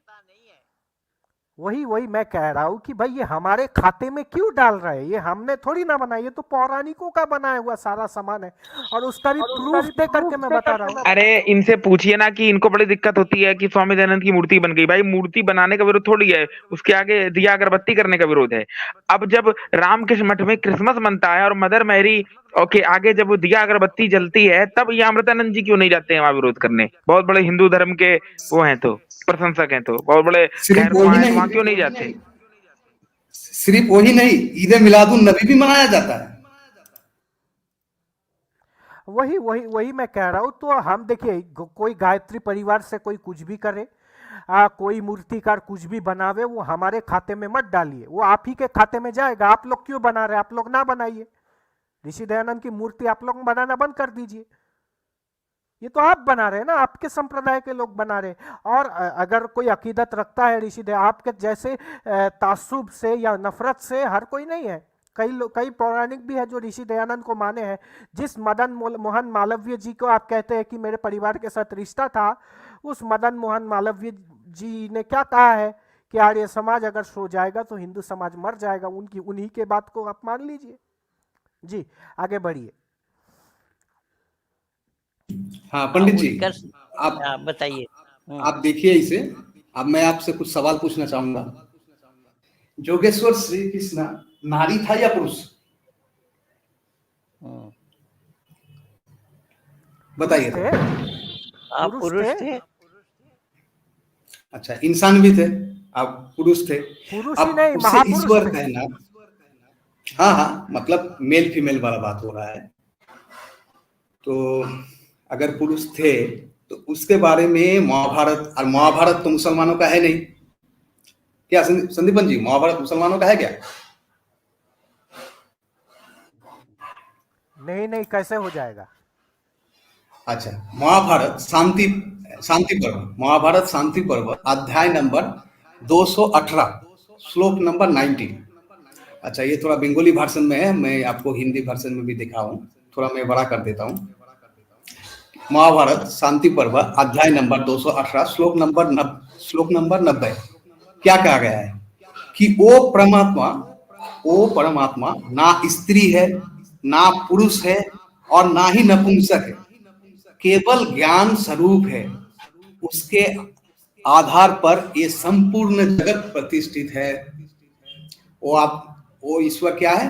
पुरुष भी नहीं है, वो ईश्वर नारी भी नहीं है, और नपुंसक भी नहीं है। कैसा है? वो ज्ञान स्वरूप है, और वो इस जगत में प्रतिष्ठित है। ये महाभारत का वचन है। तो क्या अब ये लोग, अगर जोगेश्वर श्री कृष्ण को ईश्वर मानने वाला है या परमात्मा मानने वाला है, तो जोगेश्वर श्री कृष्ण को फिर मतलब पुरुष मानने से इनकार करेगा? तो 8वां पुत्र था ना माता की, तो पुत्र मानने से इनकार करेगा। और अगर पुत्र मानने से इनकार नहीं करता है, उसे पुत्र मानता है, तो फिर ये भी मानना पड़ेगा कि वो परमात्मा नहीं है। और ये महाभारत व्यासदेव जी का लिखा हुआ है। बहुत बोलता है हम लोग व्यासदेव का खंडन करते हैं। भाई हम लोग व्यासदेव का खंडन नहीं करते हैं, व्यासदेव के नाम पे जो जो किताब लिखा गया है उन किताबों का खंडन करते हैं। जैसे महाभारत व्यासदेव का लिखा है, महाभारत वैसा ही लिखा है। तो हमारा मत मानिए, सत्ता प्रकाश मानने की जरूरत नहीं है, आप महाभारत को ही मान लीजिए। अरे तुम सत्याग्रह प्रकाश जो भी ये कमेंट कर रहे हैं, जो भी है सत्याग्रह प्रकाश तुम छोड़ो, हम गीता से सिद्ध करके दिखा दो कि कृष्ण जी ईश्वर थे। चलो गीता से हम सिद्ध कर देंगे कृष्ण जी ईश्वर नहीं थे। जब वही महाभारत में आता है कि वो संध्या करते थे, घोड़ों को खोला, शाम हो गई, घोड़ों को खोल दिया, वहां पर एकाग्रचित्त होकर समाधि अवस्था में बैठ गए, ध्यान करने लगे परमात्मा का। फिर वही श्री कृष्ण कहते हैं कि ओम इति एतद अक्षर ब्रह्म, ओम एक अक्षर ब्रह्म है। तो फिर वो नहीं दिखता है क्या अमृतानंद जी को गीता में, जब वो बोल रहे हैं कि ओम एक अक्षर ब्रह्म है, मैं और श्री कृष्ण ईश्वर थे, तो ईश्वर किसकी उपासना करता है भाई? ईश्वर ईश्वर की उपासना करेगा।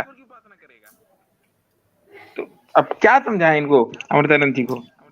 वो राम के लिए भी तो बोला, संध्या करन चले दो भाई, ये तो रामचरितमानस में बोला। और बात तो वही बोल रहा है ना कि गीता से भी ये, गीता से भी पता, एक मिनट संदीपन जी, गीता से भी ये प्रमाणित हो जाता है कि ईश्वर जन्म नहीं लेता, और जोगेश्वर श्री कृष्ण माता के 8वां पुत्र है। और गीता में ही जोगेश्वर श्री कृष्ण ने अर्जुन को उपदेश दिया है कि तुम ईश्वर की तरफ जाओ, अपनी तरफ बुलाया नहीं, उसके तरफ। दैट तो उससे मुराद कौन है? उससे मुराद तो ईश्वर है। ये भी गीता से प्रमाणित है। अगर कोई सत्ता प्रकाश, तो सत्ता प्रकाश को छोड़ दो, तुम गीता से ही डिबेट कर लो भाई, हम लोग जवाब देने में सामर्थ्य। अच्छा पंडित जी, मैंने एक स्क्रीन शेयर किया हूँ, उसे थोड़ा ताकि मैं चला सकूं। असद राजपूत जी लिख रहे हैं, आर्य समाज को कोई नहीं बुलाता है धर्म सम्मेलन के लिए। असद राजपूत जी इसलिए नहीं बुलाता, इसलिए मदनी के सामने सारे हिंदू चुप थे, केवल एक जैनी ही बोल पाए। जो जैनी किसी के खिलाफ कुछ नहीं कह रहे, वहाँ हिंदू सारे चुप बैठे थे। और आर्य समाज को बुलाएंगे तो चर्चा करेंगे वो लोग, उनको पता है कि ये लोग सहन नहीं करते हैं। तो नहीं ये पता नहीं ये कौन बोल रहा है भाई, ये सपना अपना देख रहा है क्या? इसको पता नहीं है धर्म सम्मेलन को। पंडित जी की पुरानी एक वीडियो पड़ी है चैनल पर, उनको सम्मानित किया था किसने, विश्व हिंदू परिषद वालों ने, जब उन्होंने घर वापसी कराई थी कितने लोगों की, और उस पर रथ पे भी बैठे हुए हैं वो। तो ये कह रहा कोई बुलाता नहीं है, अजीब आदमी है यार। उन्नाव जिला में, उन्नाव में। हाँ अच्छा जी।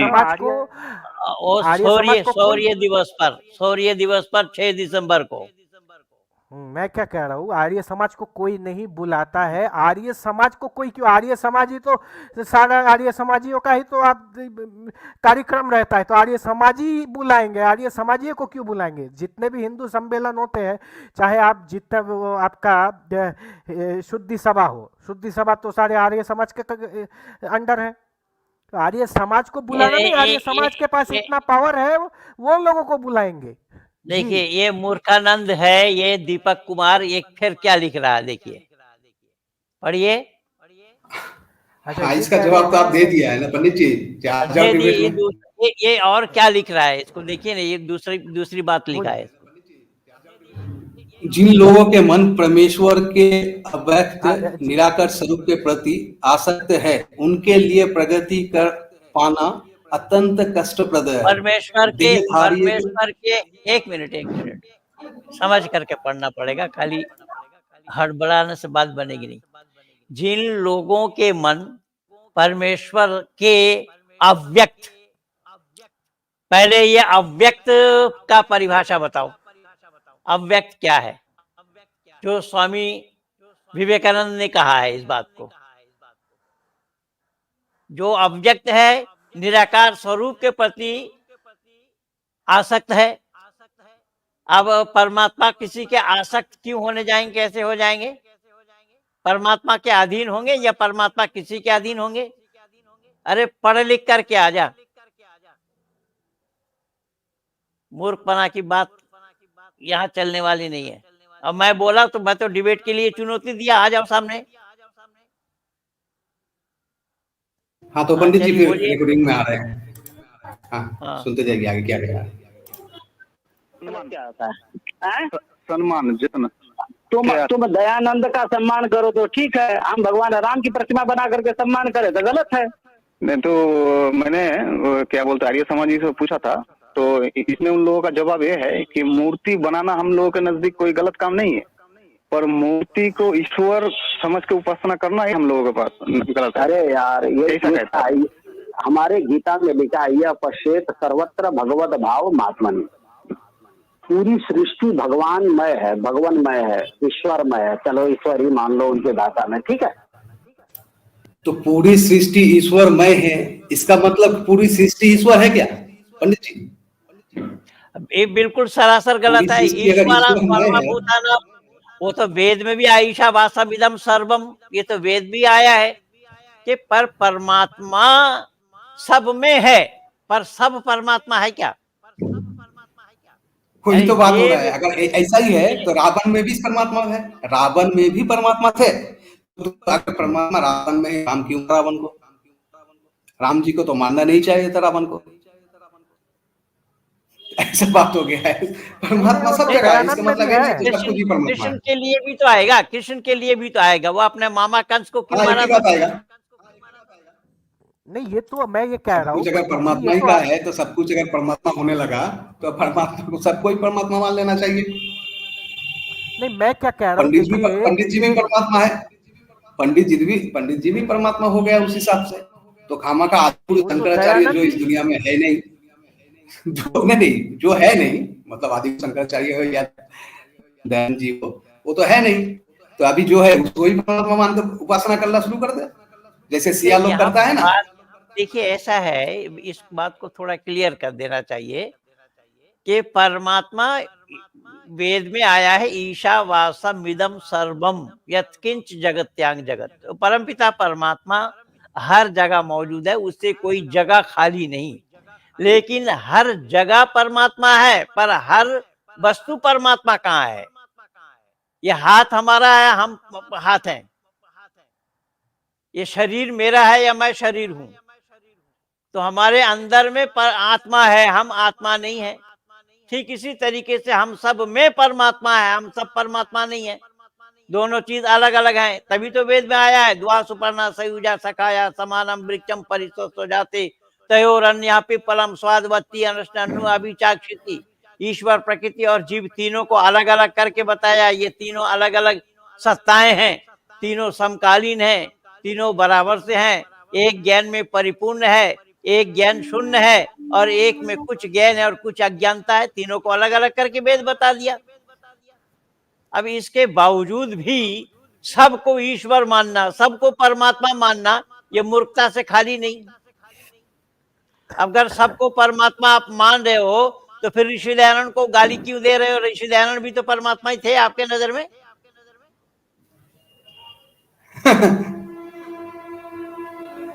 जी जी जी, अच्छा मैं एक प्रमाण दे रहा हूँ। देखिए मैं एक प्रमाण दे रहा हूँ, लगाइए मेरा स्क्रीन लगाइए। हेलो, हाँ, ये देखिए, ये किसी ने लिखा है, परमपिता परमेश्वर दयानंद जी महाराज की जय हो।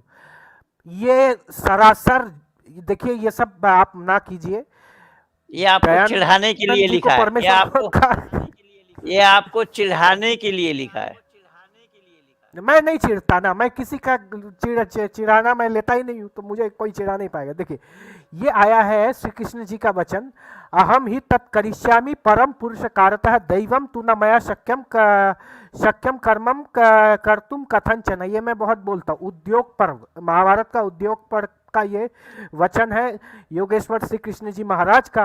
अर्थात मैं यथासाध्य मनुष्योचित प्रयत्न, मनुष्यों की तरह प्रयत्न ही कर सकता हूँ, कोशिश ही कर सकता हूँ मैं मनुष्य की तरह, परंतु देवों के कार्यों में मेरा कोई वश नहीं है। ईश्वर के कार्य में, परमात्मा के कार्य में, देव के कार्य में दैवम तु न मया, मेरा कोई वश नहीं है। तो ईश्वर के कार्य में श्री कृष्ण जी कह रहे हैं कि मेरा कोई वश नहीं है, मैं मनुष्यों की तरह प्रयत्न कर सकता हूँ। ये श्री कृष्ण जी के वचन है, तो मैं श्री कृष्ण जी की बात मानूं या अमृतानंद जी के दिए हुए ऋषि दयानंद के गालियों को मानूं? कौन सा? अमृतानंद ने अपना चेला छोड़ दिया है ना। ये मूर्ख क्या लिखा है देखते हैं, परम पिता परमेश्वर दयानंद की दयानंद जी महाराज की जय हो। परमेश्वर दयानंद को किसने माना है गधे? अरे मूर्खानंद, परमेश्वर दयानंद को किसने माना है? नहीं वो ठीक है, वो अब वो देखिए, ये अभी इल्मी गुफ्तगू करना है तो हम इल्मी इल्मी डिस्कशन कर सकते हैं। अब आप दयानंद को दया गाली दे तो वो फिर उससे कुछ देखिए, उससे कोई फायदा नहीं होगा। सत्य को जानना चाहिए। हमारे शास्त्रकारों का भी कहना है, सत्यमेव जयते ननृतम सत्य न पंथा विदतो देवयाना। सत्य की ही जय होनी चाहिए, असत्य का नाश होना चाहिए। आमिर सैफी, तुम्हारा अभी मैं बता रहा हूँ, तुम्हारी यहाँ कोई आवश्यकता नहीं है अभी। तुम सैफी हो, हम अरे आपस में बात कर रहे हैं, सामने आने आकर की के बात हिम्मत करो। ही नहीं है। सामने आने की हिम्मत नहीं है। ये पैंट गीली हो चुकी है इन लोगों की पहले ही। तो सामने पंडित आने जी की उसे बुर्का हिम्मत पहन के है। उसे बुर्का पहन के ही आने दीजिए ना, बुर्का पहन के ही आने दीजिए।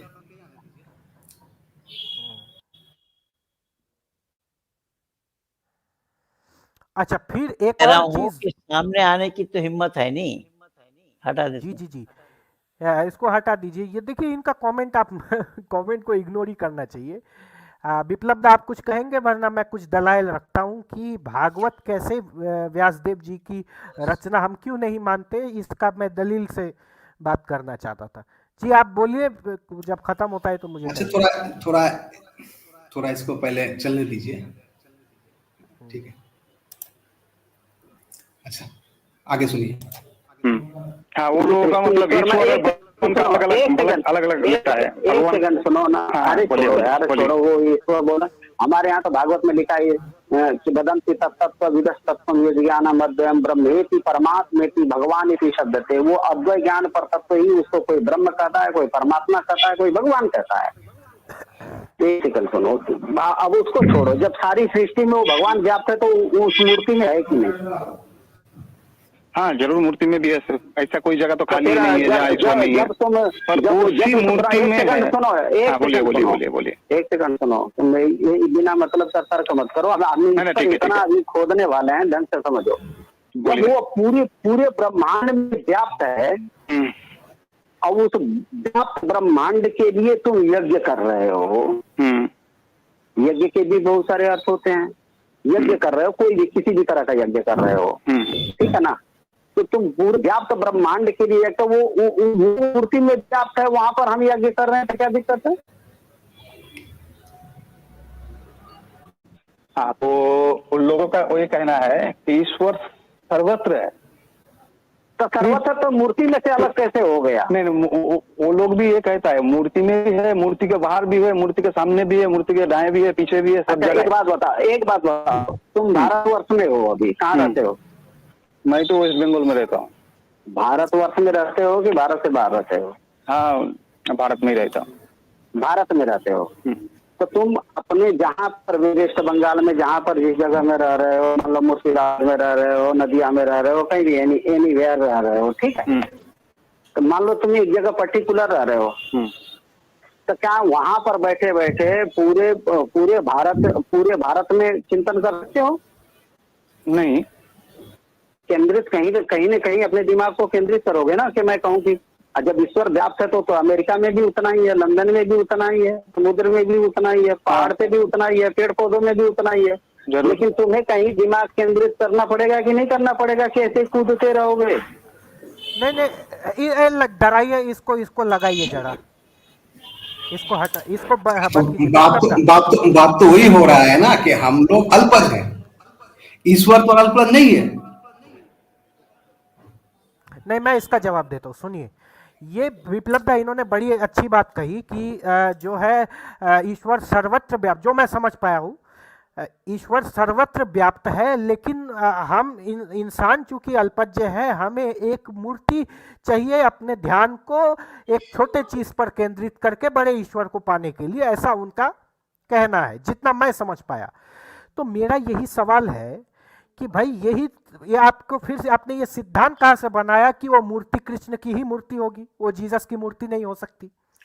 नहीं, तो ये भी तो ये संदीपन जी, ये बात भी आना स्वाभाविक होगा कि ईश्वर तो सर्वव्यापक है। ये तो हम भी मान रहे हैं, वेद भी कहा है इस बात को ईश्वर तो सर्वव्यापक है, लेकिन सब ईश्वर कहाँ है? अगर ईश्वर मूर्ति ईश्वर है तो फिर उसमें प्राण क्यों डाल रहे हैं? कैसे डाल रहे हैं? प्राण पाए कहाँ से ये?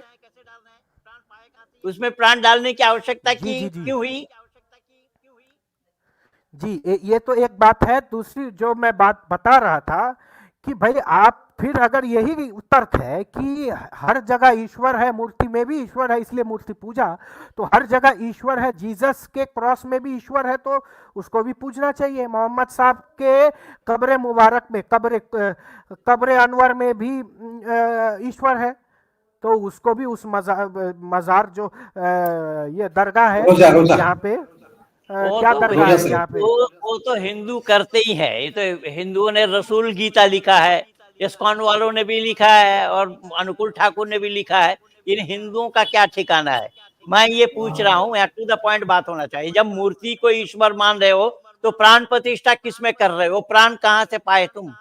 किसकी प्राण प्रतिष्ठा हो रही है? परमात्मा की प्राण प्रतिष्ठा हो रही है।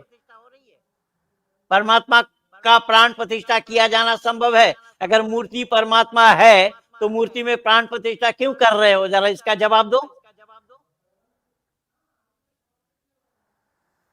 बकवास करने के लिए अकलमंदी की तो कोई बात है नहीं, ना अकल से विचार करते हैं। परमात्मा ने भेजा दिया है, इसलिए मनुष्य उसी को कहा गया मत्वा कर्मणि सिद्धते। मनुष्य वही है जो विचारवान है, विचारशील है, विचार पूर्वक काम करता है, उसका नाम मानव है। तुम मानव में गिनती नहीं होगी तुम्हारी।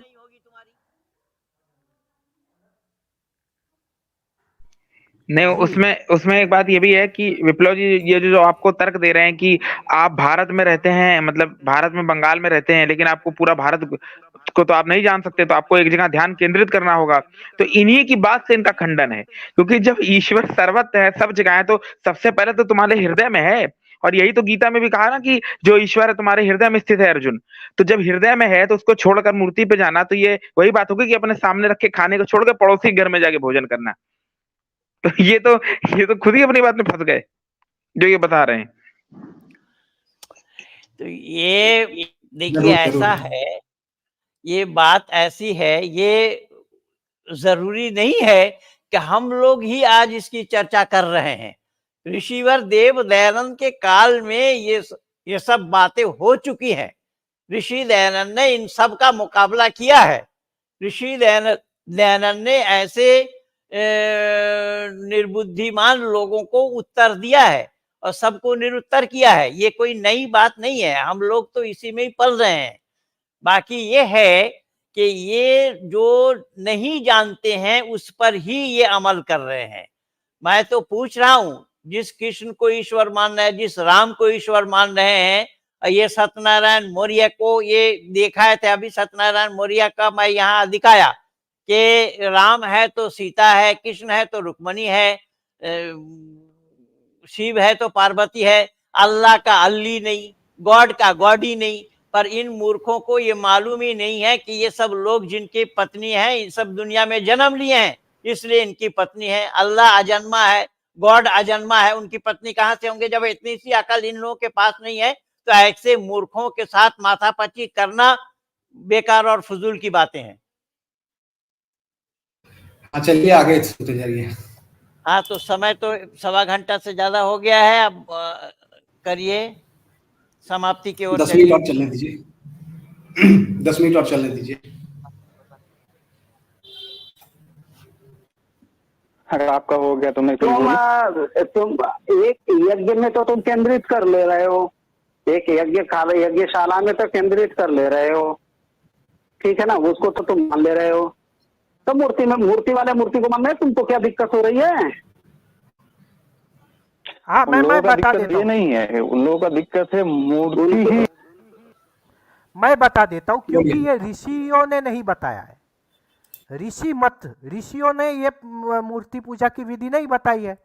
हमको ये महर्षि जैमिनी जी महाराज से, महर्षि ब्रह्मा से लेकर के जैमिनी पर्यंत तक जितने भी महर्षि हुए हैं, उन्होंने यज्ञ का विधान बताया है परमात्मा को पाने के लिए। तो हम मूर्ति पूजा की तरफ क्यों जाए जब ऋषियों ने हमें एक रास्ता बता दिया? नन्ना पंथा विदते आयनाए, अनेक रास्ता सही नहीं। ये इस शब्द को सही कर लीजिए संदीपन जी। कहीं पर ऋषि मुनियों ने कहीं पर भी ये नहीं बताया है कि यज्ञ करना परमात्मा को पाना है। परमात्मा का पाना यज्ञ करने से नहीं है।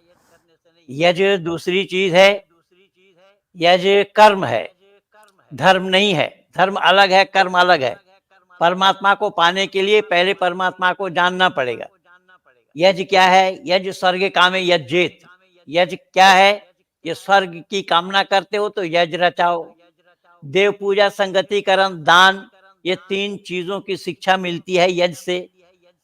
यज्ञ वही भुवनस नाभि, कि भुवन को ठीक रखने के लिए यज्ञ करो।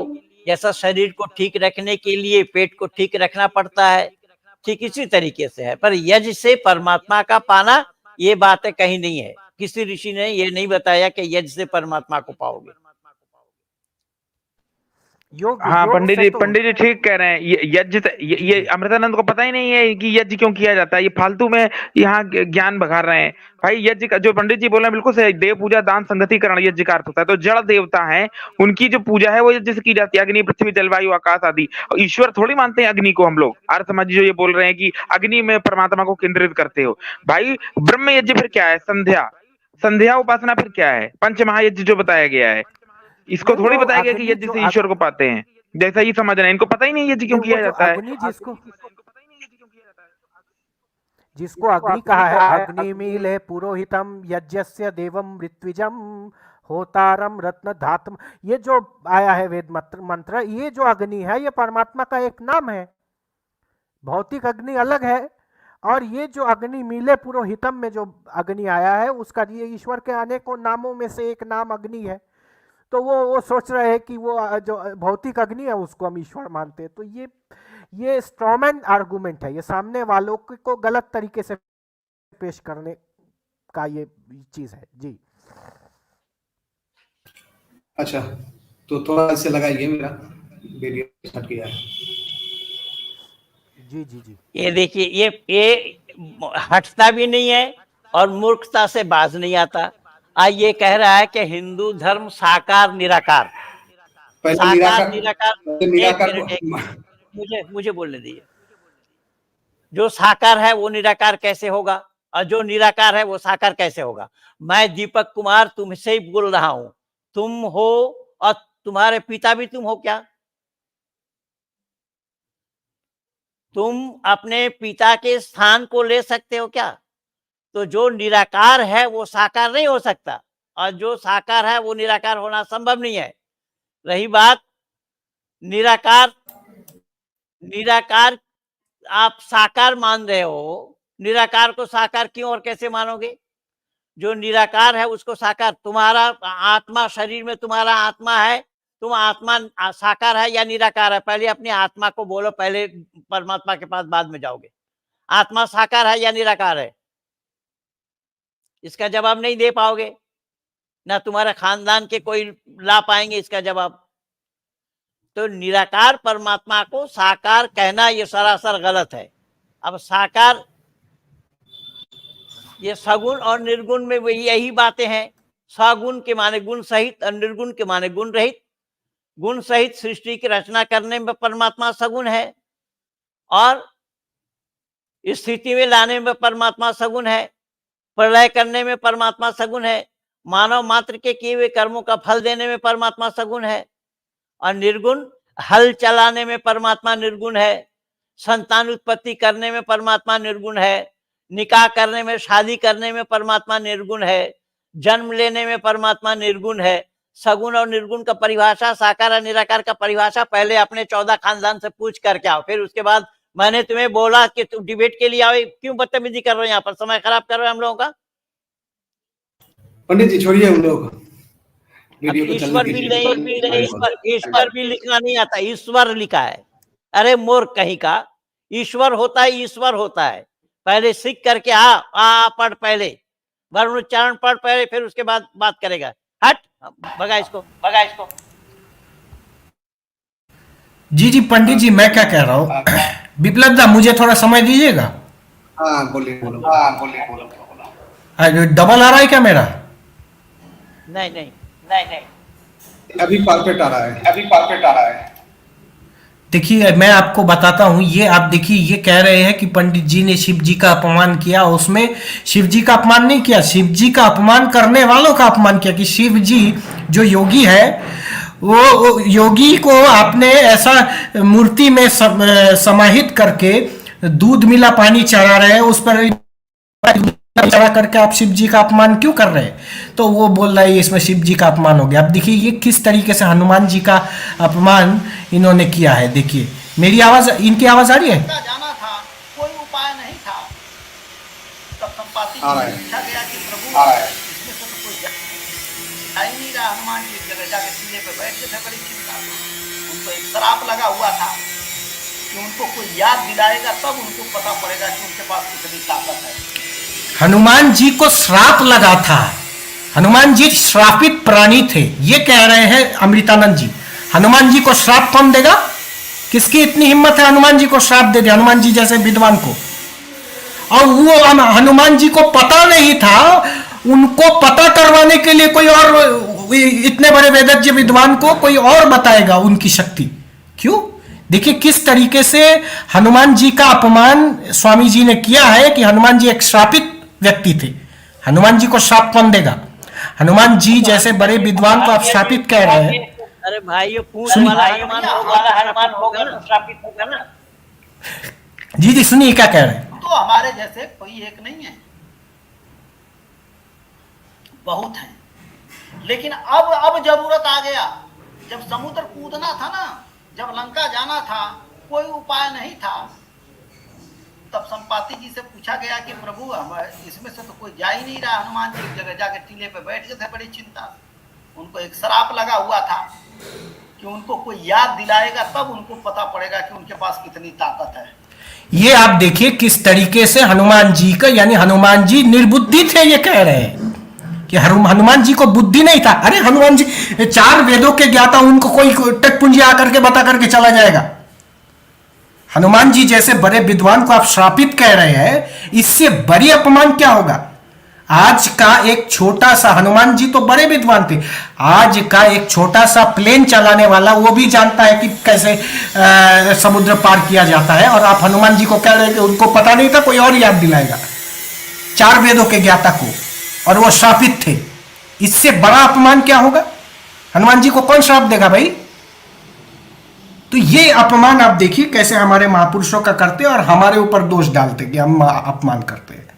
जी देखिए इन लोगों पर चर्चा करना अपना सर दीवार में टक्कर लगाना दोनों बराबर है। इसीलिए ऋषि दयानंद भी लिखते हैं सत्यार्थ प्रकाश के 10वां समुल्लास में, यथा कष्टोमयो हस्ति यथा चर्ममयो मृगः और अविद्वान त्रयस्ते नाम बिभ्रति, ये तीनों केवल नाम के हैं।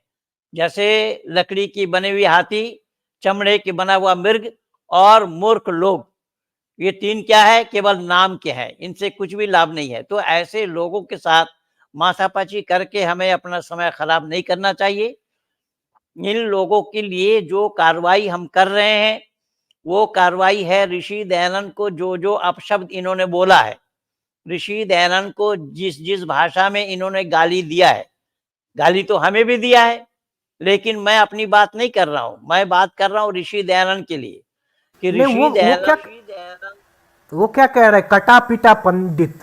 तो कटा पिटा अगर पंडित नहीं हो सकता तो ये बताइए वहां जितेंद्र नारायण सिंह त्यागी कैसे बन गए वसीम रिजवी, वो सैयद होकर के? ये इसका जवाब, ये मेरे को ये इसका थोड़ा इक्वेशन समझा करके दीजिए कि वो जितेंद्र नारायण सिंह त्यागी वो ब्राह्मण कैसे बन गए? वो क्यों बना? क्यों जवाब देंगे वो? जवाब देने में तो फंस जाएगा ना पंडित जी, इसलिए जवाब नहीं देगा। अच्छा मेरा वीडियो को थोड़ा चलाइए। उसमें जितेंद्र नारायण त्यागी बनाने के लिए क्या नरसिम्हानंद से महेंद्र पाल ने कहा था या किसी आर्य समाजी ने बोला था कि जितेंद्र नारायण त्यागी को बनाओ आप त्यागी बनाओ? वो त्यागी वो त्यागी बनाने के लिए भी आर्य समाज का ही मदद लेना पड़ेगा। सर्टिफिकेट त्यागी का वो आर्य समाज वाले ही साइन करके देंगे। वहां फिर आर्य समाज का मदद लेकर के आपने ये काम क्यों किया फिर? तो फिर आप देखिए ना, आप भी अपने कितने पानी में, कौन कितने पानी में है वो तो सामने आने से सारा का सारा अच्छा, दूध और पानी। इसमें एक मिनट संदीपन जी, इसमें अलग एक कर बात दिया है जा कि सकता है। एक मिनट संदीपन जी, इसमें एक बात है कि एक वीडियो इनकी चला रहे थे ये अमृतानंद जी, किसकी, ये तीन नरसिंह सरस्वती की, तो नहीं पंडित जी की चला रहे थे। उसमें वो इनका वीडियो दिखा के कह रहे हैं कि जैसे जब हर हर महादेव बोल रहे हैं ये तीन नरसिंह, तो पंडित जी ने कहा कि सन्यासी होकर ईश्वर को नहीं जान पाए, हर हर महादेव बोल रहे हैं। तो बस इतनी सी क्लिप काट के और अमृतानंद अपना प्रोपेगेंडा फैला रहे हैं कि ये तो बताओ ये बोल रहे हैं हर हर महादेव को। अरे तो भाई इसमें बुरा क्या है? हर हर बोलिए आप। महादेव है क्या? हर हर महादेव क्या है? और गले में ताम झाम इतना क्यों है? और शास्त्र का कहना है न लिंगम धर्म कारणम, धर्म के लिए बाहरी चिन्ह की कोई आवश्यकता नहीं है। तो गले में दुनिया भर का ताम झाम लटका करके हर हर महादेव का क्या मतलब है? महादेव हर हर होगा या घर घर होगा? महादेव को तो जानो पहले। जी जी वही बात है। अब यहाँ पर ये है कि आप लोग सामान्य लोग जो शास्त्र नहीं भी पढ़ते इतना, उनको सबको कॉमन सेंस की बात होगी कि ऋषि मुनि लोग घंटों घंटों समाधि लगाते थे, ध्यान लगाते थे, ईश्वर का ध्यान करते थे। तो अगर यही करना होता कि मंदिर से 10 कदम गए और एक लोटा जल डाल के घर चले आए, तो फिर इतना योग दर्शन और ये सब क्यों लिखते ऋषि मुनि? ये कॉमन सेंस की बात है। तो अगर ईश्वर यही मिल जाता, पड़ोस में तुम अपने घर में मंदिर बना रखे हो, उस पर 2 लोटा जल डाले तो क्या तो यही महादेव है, ईश्वर मिल गया। तो फिर जरूरत क्या थी फिर इतना समाधि और ध्यान की? तो इसमें अगर बोल दिया तो क्या इनको समझ में नहीं आ रहा है? महादेव भी उसी ईश्वर का नाम है जो निराकार ब्रह्म है, लेकिन इनको समझना ही नहीं है। अभी इसलिए देखिए, मैं केवल ये शब्द इतना ही कहना चाहूंगा कि इन लोगों पर एपिसोड बना करके हम अपना समय क्यों खराब कर रहे हैं? इससे हमें लाभ क्या मिलेगा? जो लोग डिबेट करने के लिए सामने आना नहीं चाहते, जो लोग शिक्षा से कोसों दूर हैं, जो लोग विद्या से कोई संपर्क और संबंध नहीं रखते हैं, तो ऐसे लोगों पर वीडियो बना करके हम अपना समय, कीमती समय को क्यों गंवाएंगे? इसलिए अक्लमंदों के लिए इशारा काफी है।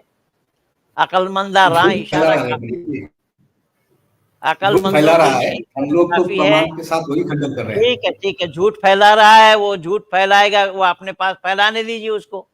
आप कहाँ कहाँ झूठ को रोकने जाएंगे? आप रोक पाएंगे? हाँ, कृष्ण को महिलाओं का कपड़ा लेकर पेड़ पर चढ़ाया हिंदुओं ने, ये रोक पाएंगे आप? या न रोक सकते हैं? अरे आप बंगाल के हैं और आप बंगला भाषा में, आप अभी काली पूजा गए आप, और इसी काली पूजा के समय में बंगला में क्या गाना गाया जाता है? बसन परो माँ, माँ निर्वस्त्र है, बेटा उसको कपड़ा पहना रहा है। क्या तमाशा बना रखा यार! किसी हॉस्पिटल में भर्ती नहीं लेंगे इन लोगों को। अरे ये कहाँ कहाँ रोकने जाएंगे? आप कौन रुकेगा आपके कहने पर? लेकिन हाँ, इतना जरूर है, अपनी विद्या का ज्ञान करिए, प्रचार करिए, अपने विद्या को प्रसारित करिए कि ये सच नहीं है, ये सच है, ये अविद्या है, और अविद्या का नाश जब तक नहीं करेंगे तो विद्या की वृद्धि नहीं होगी। तो अब इनके पास विद्या, अब घास के जंगल में मोती को बिखरने से क्या फायदा है? उलू बोने मुक्त तो छोड़िए की लाभ, ये उलू बोने मुक्त तो छोड़ा नहीं होच्छे। ये बेटा बोल रहा है माँ को, बसन परो माँ, कपड़ा पहनो माँ, यानी माँ निर्वस्त्र है। तो ये अकल इन हिंदुओं के पास आज तक नहीं है और ना आई है ये अकल इन लोगों के पास। तो इनको क्या समझाएंगे आप? कैसे समझाएंगे? क्या आपके बात समझने के लिए तैयार नहीं है या समझ जाएंगे? ऋषि दयानंद तो समझाते समझाते ही हार गए और लोगों ने विष दे करके उनको दुनिया से छुट्टी करा दी। आप लोग भी कर रहे हैं। अभी इस अमृतानंद का मैं एक बात और बोल रहा हूं, मैं आप सभी आर्य जनों को बोल रहा हूं, चाहे वो संदीपन हो और उत्कर्ष जी हो और विप्लव जी हो, मैं आप तीनों को ये बोल रहा हूं कि नरसिम्हानंद ने जो ऋषि दयानंद को गाली दिया है, हम अमृतानंद ने जो गाली दिया है, ये हम 3-4 को छोड़कर या हमारी टीम को छोड़कर के इस पर चर्चा किस आर्य समाजी ने की, जरा बताना। मैं ही पीछे लगा था 1 साल भर से, हम चारों आदमी पीछे लगे थे 1 साल भर से, और भी 2 बच्चे 3 बच्चे हमारे हैं जो संदीपन रॉय के साथ भी जुड़े हुए हैं, कई बार हम लोग चर्चा करते रहते हैं, हमारे सिवा एक नाम और बता दीजिए जो आर्य समाजी कहता है अपने को। कोई आर्य समाजी ने इस बीड़ा को उठाया है क्या? ये गुजरात आर्य प्रतिनिधि सभा के प्रधान को बताने वाला मैं, वकीलों को तैयार करने वाला मैं, सारा खजाना जुगाड़ करके उनको देने वाला मैं, अपनी संदीपन आज दिन भर लगा रहा बेचारा, दिन भर बेचारा इस काम में लगा रहा, जबकि बहुत सारा वीडियो को इन्होंने प्राइवेट कर रखा है, बहुत सारा डिलीट कर दिया है। जब हम लोग तैश में आए, जब हम लोग एकदम सामने आ गए विरोध में, तब इन वीडियो को हटाना शुरू कर दिया इन लोगों ने। एक तो ऐसा बंद हुआ कि वह बाहर निकलने का भी नाम नहीं ले रहा है, जिसने ये सारा गाली दिया। तो इस तरीके से आप बताइए कि एक आर्य समाजी का नाम बताइए हमारी टीम को छोड़ करके, इस काम में रुचि कौन लिया है?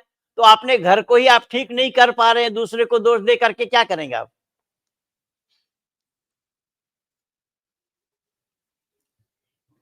इसलिए पंडित मैं जी वीडियो चाहता आगे हूं चलाएंगे या यही खत्म करेंगे? यही खत्म करिए क्या? मैं दूसरों की पूजा पद्धतियों में दखल देना बंद करो। क्यों दूसरों के पूजा में दखल देना क्यों बंद करेंगे? हमारी बात शक्ति को तुम छीनने का प्रयास कर रहे हो, हमारी आजादी को तुम छीनना चाहते हो। मूर्ति पूजा वेद में है क्या? तुम बोलो कि वेद को हम मानते हैं या नहीं मानते। अगर वेद को मानते हो तो वेद में मूर्ति पूजा कहाँ है, इस पर डिबेट करो। खुला मैदान है और ओपन चैलेंज है, ओपन चैलेंज दे रहे हैं कि अगले रविवार को डिबेट के लिए आओ। वेद में मूर्ति पूजा कहाँ है? अगर वेद को मानते हो तो वेद से मूर्ति पूजा दिखा दो, हम भी स्वीकार कर लेंगे, हम भी मूर्ति पूजा के खिलाफ बोलना बंद कर देंगे। नहीं, मैं क्या कह रहा हूँ विशाल जी, देखिए दूसरों की पूजा पद्धति हम तो शुरू नहीं किए, हम लोग तो बोलते, मैं और विप्लव दा तो बोलता ही नहीं हूँ पौराणिकों पर। लेकिन अब ये है हम लोगों की मान्यता, ऋषि दयानंद को गाली दिया जा रहा है और ऐसी गाली इसका जवाब देने दीजिए कि विशाल जी जो बोल रहे हैं कि दूसरों की पूजा, हम म्यूट कर लीजिए संदीपन जी, आपसे इको आ रहा है। हम कह रहे हैं कि वो कह रहे हैं कि आप दूसरों की पूजा पद्धति में क्यों दखल दे रहे हैं, हम लोग मूर्ति पूजा करते हैं, हमारा संवैधानिक अधिकार है।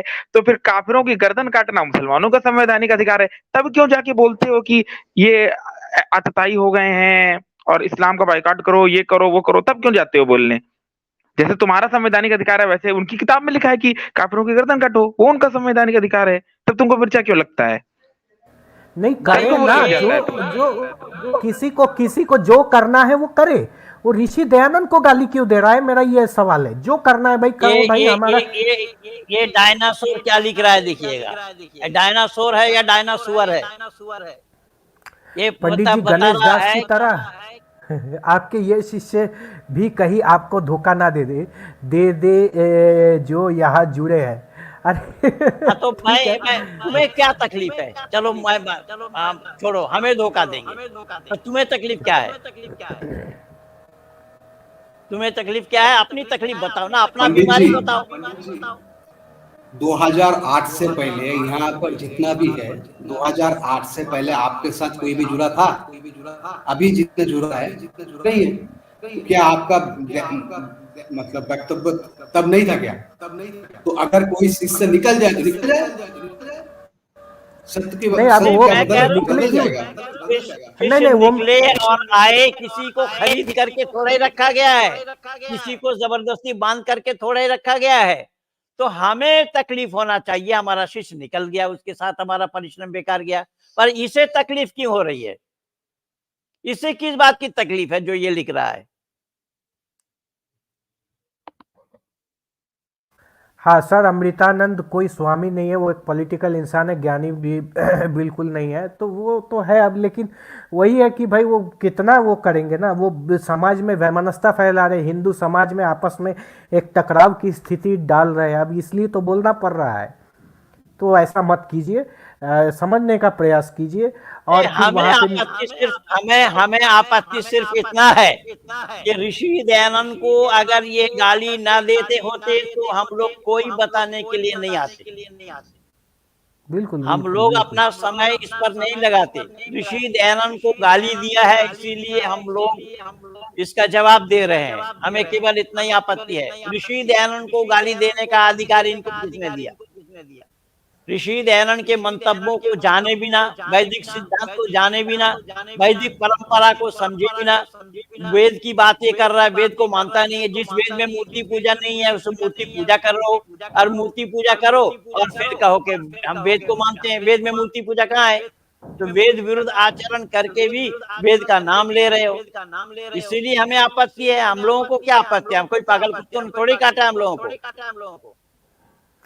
जी जी जी, बिल्कुल बिल्कुल।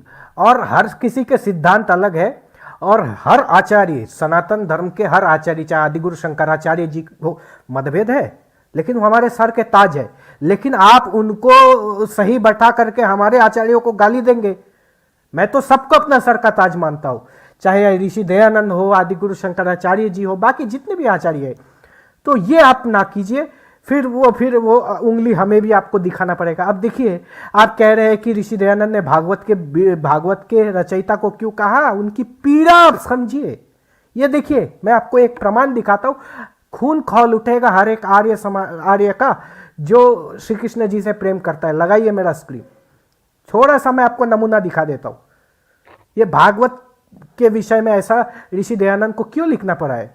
देखिए पंडित जी क्या लिखा है, कृष्ण का गोपियों से छिपना, ठीक है। तो ये आप देख सकते हैं, ये यहाँ पे महिलाओं का कपड़ा जो लेकर के पैर में उठाया गया, वो सारा यहाँ पे ये सारा वर्णना यहाँ पे बताया गया है। मैं इसको आपको पढ़ करके सुना देता हूँ। देखिए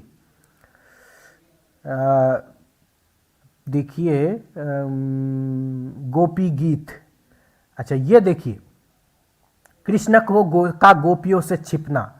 जब कृष्ण सहसा गोपियों की टोली के अध्यक्ष हो गए तो वे उनके प्रत्येक स्थान को ढूंढने लगी, किंतु कहीं भी उन्हें ना पाकर वे भयभीत हो गई और उनके पीछे पागल सी हो उठी। ये सारा आपको रासलीला का प्रकरण यहाँ पे चल रहा है, कृष्ण जी का और गोपियों का यहाँ रासलीला का प्रकरण बताया गया है। मैं आपको और उसमें यहाँ मैं आपको रोक करके इतना कहना चाहूंगा कि ये जो कर रहे हैं हमें आपत्ति नहीं है, वो करते रहे, लेकिन ये कृष्ण को अपना क्यों मान रहे हैं? कृष्ण औरों का नहीं है ये कैसे मान रहे हैं? कृष्ण हमारा नहीं है क्या? वो हमारे महापुरुष नहीं है क्या? तो हमारे महापुरुष को इस तरीके से बदनाम करेंगे, इस तरीके से चोर, जार, मनिहारी, चूड़ी बेचने वाला, माखन चोर आदि आदि बोलेंगे तो हम क्यों सहन करेंगे इस बात को? बिल्कुल बिल्कुल, आप अपनी मान्यता आप करते रहिए, लेकिन आप जो है ये अपनी किताबों में लीला पुरुषोत्तम, लीला के पुरुषोत्तम हो गए हैं श्री कृष्ण जी, लीला करते हैं। और क्या लीला है कि वो गोपियों के उसमें वहां बहुत सारी गलत चीजें हैं। मैं तो ये खोलना नहीं चाहता हूँ कि सामने वालों को प्रमाण मिल जाएगा। नहीं, इसमें ऐसा है ना, इसमें कोई साधारण लोग कहे तो कोई बात नहीं है, ये तो इनके महापुरुषों ने कहा है, लेखकों ने कहा है, बुद्धिजीवी कहलाने वालों ने कहा है, इसलिए परेशानी है। जी जी जी जी, तो ये है, इसमें गोपियों के बारे में यहाँ पे चर्चा की गई है कि गोपियों ने किस तरीके से श्री कृष्ण जी ने गोपियों को नग्न, वहाँ वो बहुत गलत बातें हैं, मैं बोलना भी नहीं चाहता। और फिर ये सब किताबें खोल करके मुसलमान जब दिखाएंगे फिर हमारे हिंदू भाई जवाब नहीं दे पाएंगे। ऐसा है देखिए, ऐसा है, ये तो केवल किताब में लिख करके दिया है। अगर ये सचित्र देखना हो तो उत्तर प्रदेश के गोरखपुर में गीता प्रेस में जा करके कोई देखे, संपूर्ण गीता प्रेस वाली बिल्डिंग में यही सारा नग्न चित्र वहां पर चित्रांकित किया हुआ है। एक दो बार नहीं, बहुत बार जाने का अवसर मिला है। उस गोरखपुर में जितने आर्य समाजी हैं, हर आर्य समाज में मैं गया हूँ। उसी गोरख गीता प्रेस के पड़ोस में ही आर्य समाज है जो लाल डिग्गी के नाम से पुकारा जाता है। उसी लाल डिग्गी में आर्य समाज है, बहुत बार गया हूँ। तो गीता प्रेस में जाकर के देखिए कि योगेश्वर कृष्ण के किस तरीके से अश्लील चित्र को लगा रखा है वहां। और इस गीता प्रेस के डायरेक्टर से हमने संपर्क किया कि ये कृष्ण केवल आपके नहीं है, हमारे भी हैं, इस पर बात करें, तो समय दे करके भागा, पीछे नहीं आया।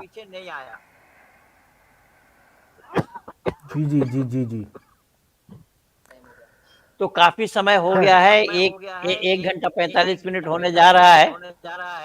मैं चाहूंगा कि हम यहीं तक ही समाप्त करें, और मैं आप लोगों से यही विनती करूंगा कि इन मूर्खों से माथापच्ची करने से और दीवार में सर पटकने के समान है।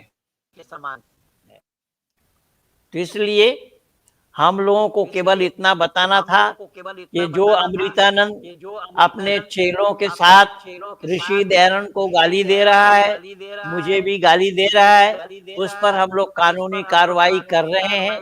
कुछ हुआ है, कुछ होना बाकी है। एक गिरफ्तार हुआ है, पिछले दिन आप लोगों ने भी देखा होगा। तो हम प्रयास में लगे हैं इस काम को आगे बढ़ाने के लिए। तो मैं चाहूंगा कि आप सब लोगों को धन्यवाद देते हुए, आप सब लोगों का शुक्रिया अदा करते हुए मैं कार्यक्रम को यहीं पर ही विराम देना चाहूंगा, रोकना चाहूंगा कि बहुत हो चुका है, बहुत दिल लगी लोगों ने किया है, सही और गलत को जानने का प्रयास नहीं किया। और हमारा काम केवल इतना है, सत्य का उजागर करना, असत्य को लोगों के सामने रखना। हमारा कोई दुश्मन नहीं है, हमारा कोई भैंस नहीं खोला है, या हम लोगों का भैंस किसी ने नहीं खोला है। क्यों कि विद्या की वृद्धि के लिए ऋषि दयानंद की मान्यता है, अविद्या का नाश पहले होना चाहिए। अविद्या का नाश किए बिना विद्या की वृद्धि नहीं होगी। तो आज अविद्या में दुनिया आच्छादित है। इस अविद्या को हटाने के लिए, अविद्या से पर्दा हटा करके विद्या में दुनिया वालों को लाने के लिए हम लोगों का प्रयास है। इसके अतिरिक्त और कुछ भी नहीं है।